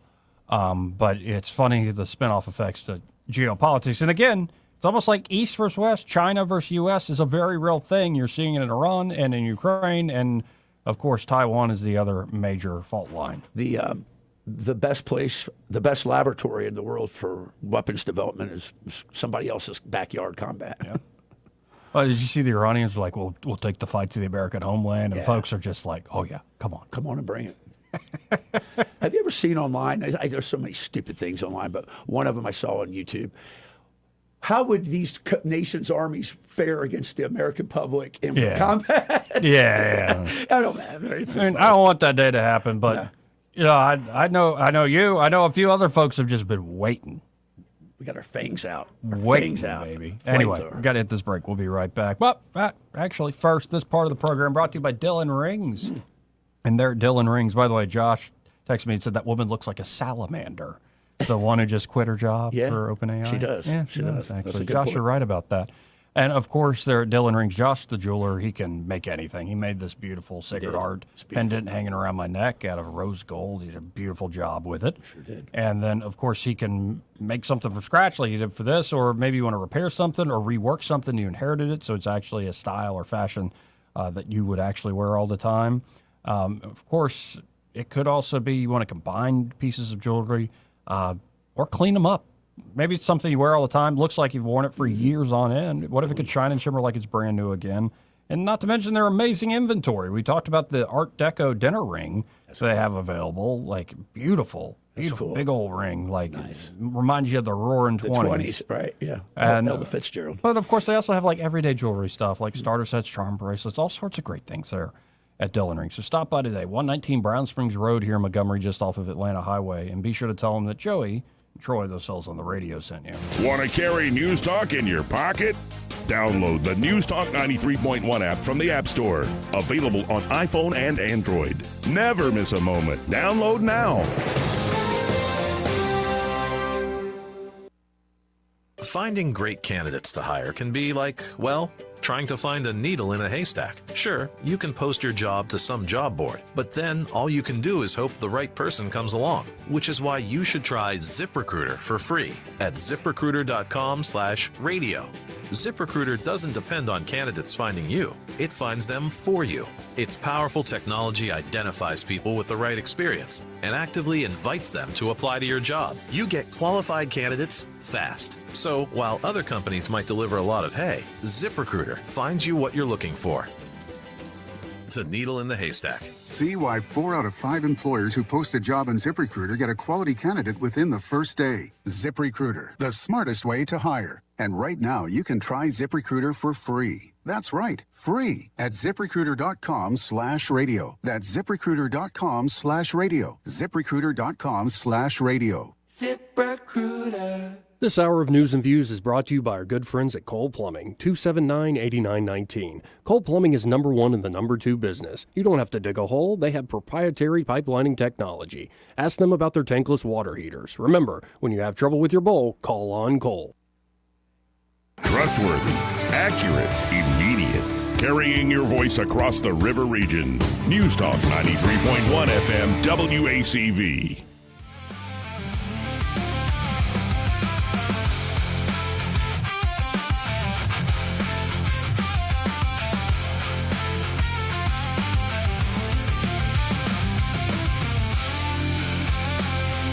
Joey Clark. Welcome back. Final moments here of the program. That means it's time. Don't know why I sang that. To talk to Ray Bowles with Prattville Carpet. Hey, Ray, how you doing? I'm great. How you doing out here battling the heat today? Yeah, man, it is. It's a good day. I've ate some chicken and waffles this morning. Talked about studying why people won't quit smoking menthol cigarettes. It's been a good day. It's been a great day. Yeah, I tell you, I was telling somebody a little while ago, they were complaining about the heat. I said, whoa, don't complain about it. This is actually good stuff, because if we didn't have 103 temperatures for 3 weeks in a row, you know how many people would live here? We wouldn't be able to move around this city. This is the one thing that protects our state from turning into California. Ugh. Because for some reason, you get a bunch of people living in the same area, they all go insane. It makes no sense why they vote the way they vote. Yeah, I'm thinking you're right. The humidity is a curse, but we should thank God for that as a blessing. It keeps the bad folks out. It's a blessing. But, you know, I'm the type, I just don't complain. I don't complain. You bring me, if I sit down and order a steak dinner and they bring me out chicken, I'm going to eat it and pay for it. Yeah. It drives Auntie nuts. She's like, why won't you say so? I'm like, because this poor little lady, it ain't her fault. The cook in the back got it wrong. Or she wrote it down wrong. Who knows? Let's not, she must be having a bad day. Let's not add on to it. Just because we're such happy people at Proudfoot Carpet. If you want to deal with really happy people, call 334-799. Oh, no, that's myself. Don't call that. Call 285-8117 for new floors. How about that? 285-8117. That's 285-8117. They don't complain. They solve problems. They're happy, and they're going to make you happy with a brand new floor. Help them out by letting them help you. That makes sense. Be careful in this heat. Stay cool. We'll talk to you tomorrow. Appreciate you, Ray. So, you learn anything in this last hour? I've learned that I'm glad that I wasn't on when Duke was on, when I was driving. Yeah? Yeah, that made me feel good because I let him go with you. I love Duke. I love Duke, too. Like, Duke was well behaved for He the was. most part I today. noticed that. Maybe I bring out some of his honoriness. I'm not sure. Oh, it depends on the day. You Yeah, just of be course. like, Trump's the greatest man. He's a direct descendant of the mayonnaise fortune, too. Duke's mayonnaise. Yeah, that's right. He's part of the Duke's mayonnaise clan. All right. Anyway, hey, Greg, how are you? Joey. How's life? Great. That's good. Feeling better?